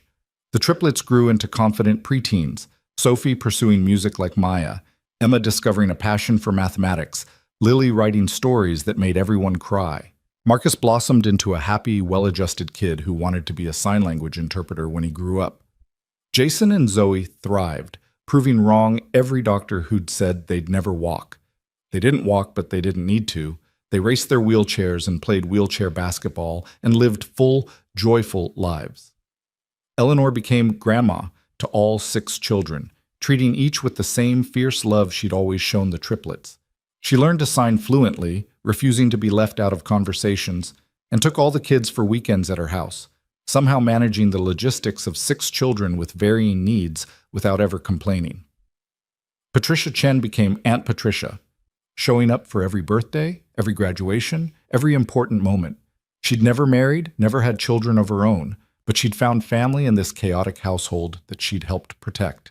5 years into the marriage, Maya woke up one morning and realized she couldn't remember the last time she'd felt afraid. Not the constant gnawing fear that had been her companion for so long, fear of cold, of hunger, of being invisible, of losing everything. That fear had been replaced by something else: contentment, joy, peace. She was lying in bed thinking about this when Ethan rolled over and signed sleepily, "What are you thinking about?" "Happy," Maya signed back. "Thinking about how happy I am." Ethan smiled and pulled her close. "Me too. Every day with you. Every day." A crash from downstairs interrupted the moment, probably Marcus and Jason racing their wheelchairs again, a morning routine that consistently resulted in knocked-over furniture. Ethan groaned and started to get up, but Maya pulled him back. "5 more minutes," she signed. "They're fine. House is fine. Let's just be." So they lay there, holding each other, listening to their children's laughter echoing through their home, and Maya thought about the night she'd fallen in the snow. The night she'd been certain she would die alone and forgotten. The night a man and 3 little girls had looked out a cafe window and refused to look away. That night had felt like an ending, like the universe finally giving up on her, letting the cold take her, releasing her from the exhausting work of survival. But it had been a beginning instead, the beginning of everything she'd never let herself dream about. Later that morning, after breakfast chaos had been contained and the children had scattered to various activities, Maya found herself at the piano. She played often now, had overcome her fear of creating music she couldn't hear, had learned to trust her hands and her heart. She was working through a new piece, something she was composing herself, her first attempt at original music, when she felt small hands on her shoulders. Sophie, home from a friend's house early. "That's beautiful," Sophie signed when Maya paused. "What is it?" "Don't know yet," Maya signed. "Still figuring it out." Sophie climbed onto the bench beside her. "Can I help?" They worked together for an hour, Sophie's young hands surprisingly skilled, Maya's experienced touch guiding them both. The piece that emerged was nothing like what Maya had planned. It was better, more complex, a conversation between 2 musicians rather than a solo performance. When they finished, Sophie looked at Maya and signed, "We should play this at your 10-year anniversary party." Maya laughed. "That's 5 years away." "I know," Sophie signed seriously. "We'll practice until it's perfect." And they did. Over the next 5 years, through all the chaos and joy of their growing family, Maya and Sophie worked on that piece. They played it at holidays, at family gatherings, refining it, perfecting it, making it theirs. The 10-year anniversary party was held in the backyard, just like the wedding. But this time the family had tripled in size. The triplets were 12 now, poised on the edge of teenhood. Marcus was 11, already taller than Maya, his signs confident and fluent. Jason and Zoe were 13, navigating middle school with the same fierce determination they brought to everything. The guest list had grown too. Maya's piano students, now numbering over 50, performed throughout the afternoon. Former foster children Maya and Ethan had mentored showed up with their own families. Proof that the cycle could be broken, that love could heal trauma, that choosing someone could change their entire trajectory. Eleanor gave a speech, her signs now as natural as her spoken words, about watching her son find love again, about gaining a daughter she never expected, about the 6 grandchildren who'd taught her that family was about choice as much as blood. Patricia Chen spoke too, telling the story of the couple who'd come to her office terrified, holding hands like lifelines, asking her to help them fight for their right to love each other. "I've handled hundreds of cases," she said, signing as she spoke. "But yours is the one that reminds me why I became a lawyer. Because sometimes the system is wrong. Sometimes love is enough. Sometimes the family that doesn't make sense on paper makes perfect sense in reality." Then it was time for the performance. Maya and Sophie took their places at the piano, the same piano where Maya had first felt music again, the same piano where she'd started teaching, the same piano that had become the heart of their home. They played the piece they'd spent 5 years perfecting, their hands moving in synchronized harmony, creating vibrations that traveled through the piano bench, through the floor, through every person watching. It was beautiful and complex and joyful, a conversation in music between a mother and daughter, between past and future, between the woman who'd been rescued and the life she'd built from that rescue. When they finished, there wasn't a dry eye in the audience. Ethan was crying openly, the other children clustered around him, all of them watching Maya with expressions of pure love. Maya stood, Sophie steadying her the way they'd practiced, and signed to the assembled crowd. 10 years ago, I was dying in the snow, invisible, forgotten, certain my story was ending, but 4 people looked out a window and saw me, really saw me, and everything changed. She paused, looking at her family. Ethan saved my life that night, but what he really saved was my soul, my belief that I mattered, my hope that I could be loved, not despite my disabilities, but including them, as part of who I am. Ethan was shaking his head, signing, "You saved me too." "I know," Maya signed, smiling through tears. "We saved each other, and then we saved 6 more. And those 6 will go out and save others. That's how it works. That's how love multiplies." She gestured to all the children in the yard, her students, former foster kids, neighborhood children who'd learned that the house with all the ramps was the house with all the love. Every child here tonight has been told at some point that they're not enough, too disabled, too different, too difficult. But in this house, in this family, we know the truth. There's no such thing as too broken. There's only people who haven't found their people yet. The applause was thunderous, but Maya felt it more than heard it, the vibrations of joy and agreement traveling through the ground to her feet, up through her body, settling in her heart. That night, after the party ended and the children were asleep and the house was quiet, Maya and Ethan sat on their back porch watching stars. It was winter again, snow falling gently, the world peaceful and white. "Do you ever think about that night?" Ethan signed. "The cafe?" "Every day," Maya signed back. "Every single day, I think about how close I came to dying, to missing all of this." "Me too," Ethan signed. "I think about what if I hadn't looked up? What if Sophie hadn't seen you? What if I'd been too scared to help?" "But you did," Maya signed. "You looked, you saw, you helped, you stayed." "We both stayed," Ethan corrected. "That's the important part. We chose each other every day, still choosing." Maya leaned her head on his shoulder, feeling the steady rhythm of his breathing, the warmth of his body against the cold night. 10 years ago, she'd been alone in the snow, invisible and forgotten.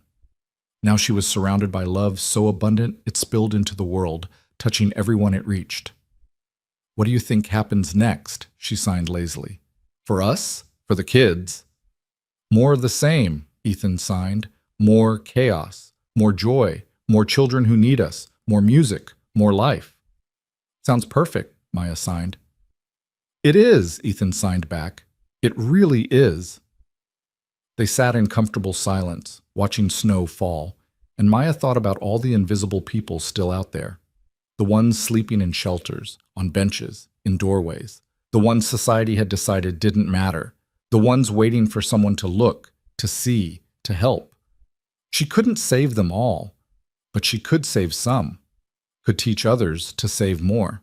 Could build a world where being different wasn't a death sentence, where disability was just another variation of human experience, where love was always worth the risk. Years later, when people asked Maya how she'd survived, how she'd gone from homeless and disabled to successful teacher, author, wife, mother, she always gave the same answer. "I stopped trying to survive alone. I let people see me. I let them help. And then I helped others. That's the secret. There is no surviving alone.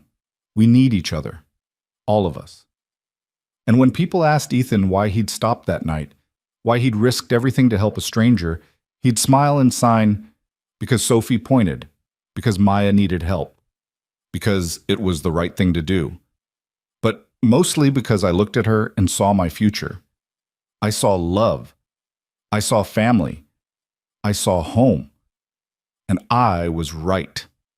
The children grew up strong and confident, carrying forward the lessons they'd learned about acceptance and love and fighting for what matters. Sophie became a concert pianist, specializing in accessible music education, continuing her mother's work. Emma became a civil rights lawyer, using her mathematical mind to dismantle discriminatory policies. Lily wrote children's books about disability and difference, reaching millions of young readers. Marcus became a sign language interpreter, an advocate, bridging worlds just like his mother had. Jason and Zoe started a nonprofit providing adaptive sports equipment to disabled children, proving that wheelchairs didn't limit dreams.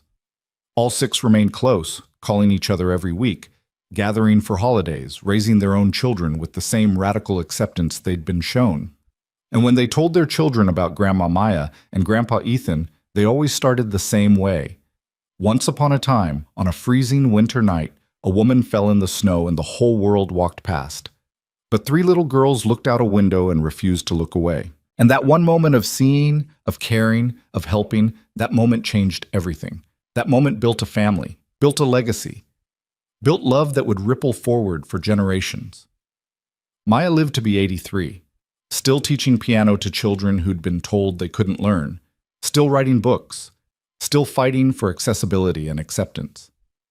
When she died peacefully in her sleep, surrounded by children and grandchildren and great-grandchildren, the funeral filled 3 churches.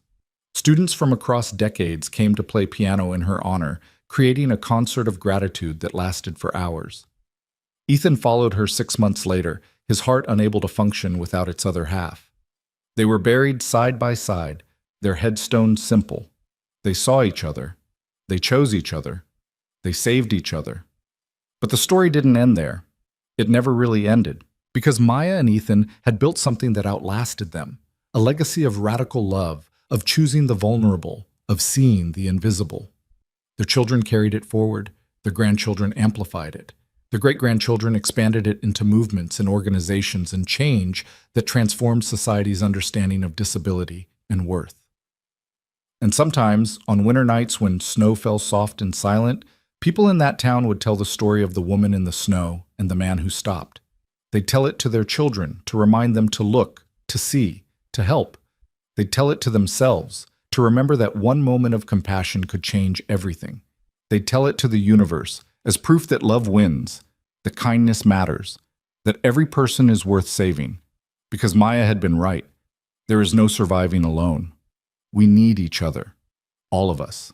And when we choose each other, when we see each other, when we love each other, despite and because of our differences, that's when we're truly home. That's when we're truly alive. That's when we become forever.